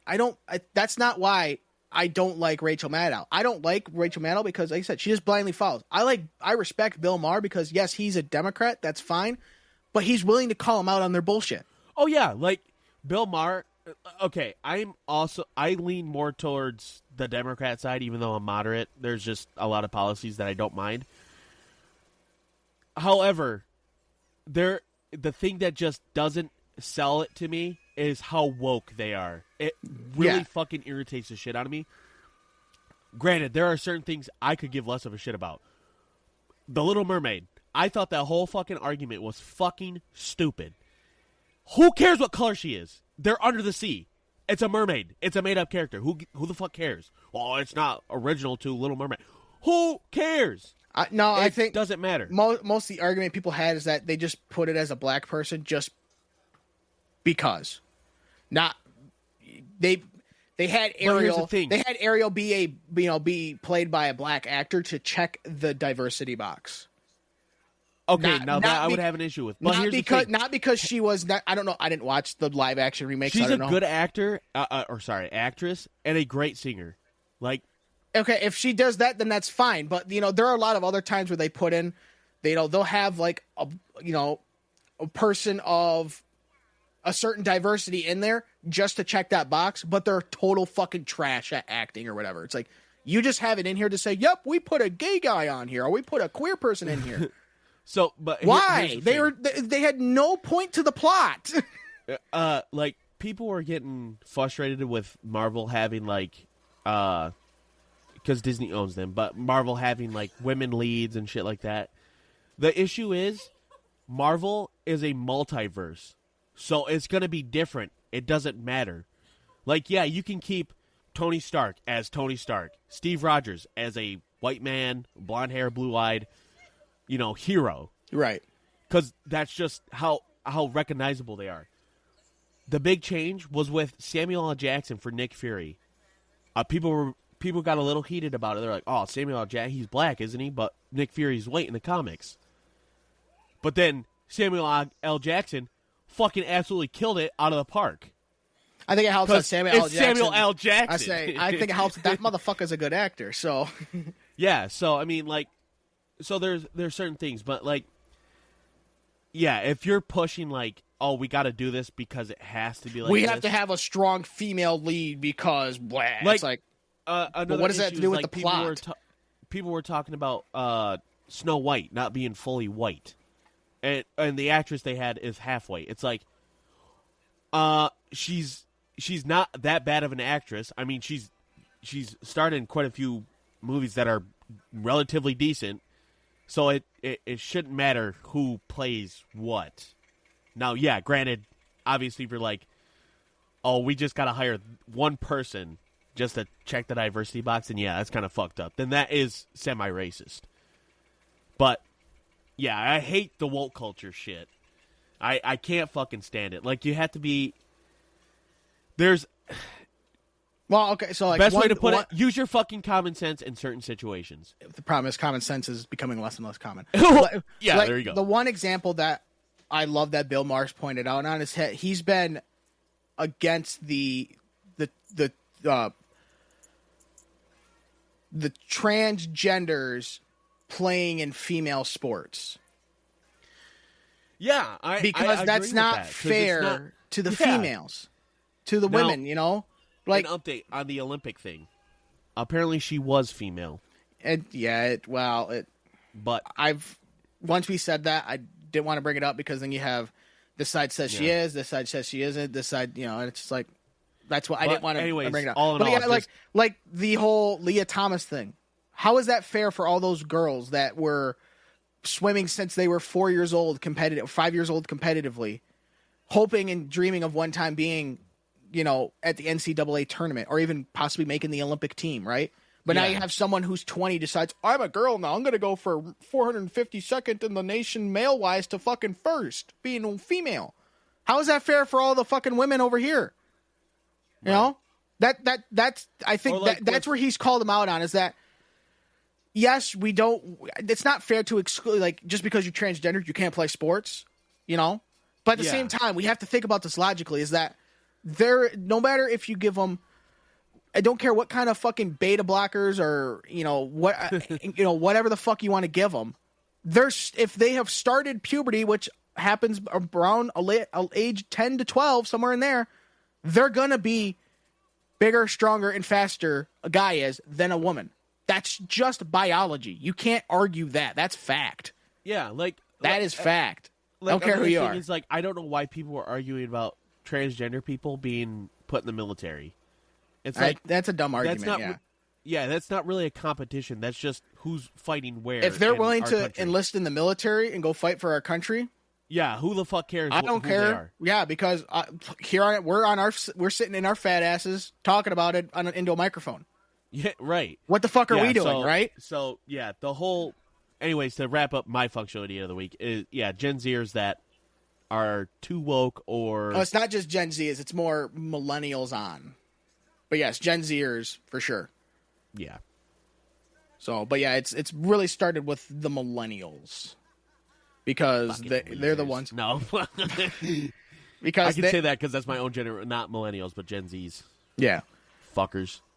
So, but we've beat that. We've talked about that before, and I'm sure it will come up again. I mean, the election is in a month and 5-6 days, so I'm sure that'll come up again.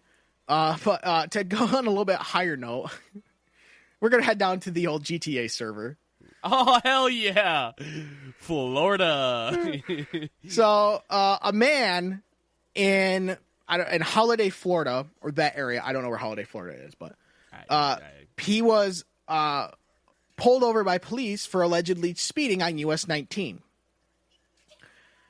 He reportedly refused to stop, which led to a brief pursuit that ended when he arrived at his own house on Keebler Lane. No, there was no cookies.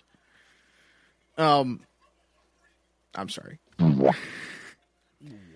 But there was one problem for Mr. Wallace here, right? Craig Wallace. Oh, I'm sorry, Joel Craig Wallace. Well, he's already fucked up. He's got three names. That's the problem. Next thing you know, he's probably going to try and assassinate a president. Lee Harvey Oswald has entered the chat, and John Wilkes Booth. He had one problem though. In the car, he had cocaine.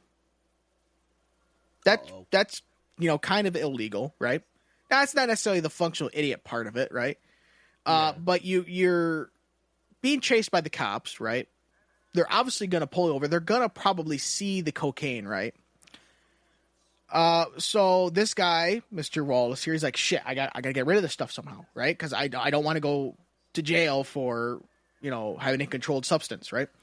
So he thought it was a grand idea to not throw the cocaine maybe out the window, maybe even just stash it under the seat, and hopefully the cops don't try to, arrest you or anything. No, he thought it was a good idea to snort it all. Yeah, let's cause an overdose.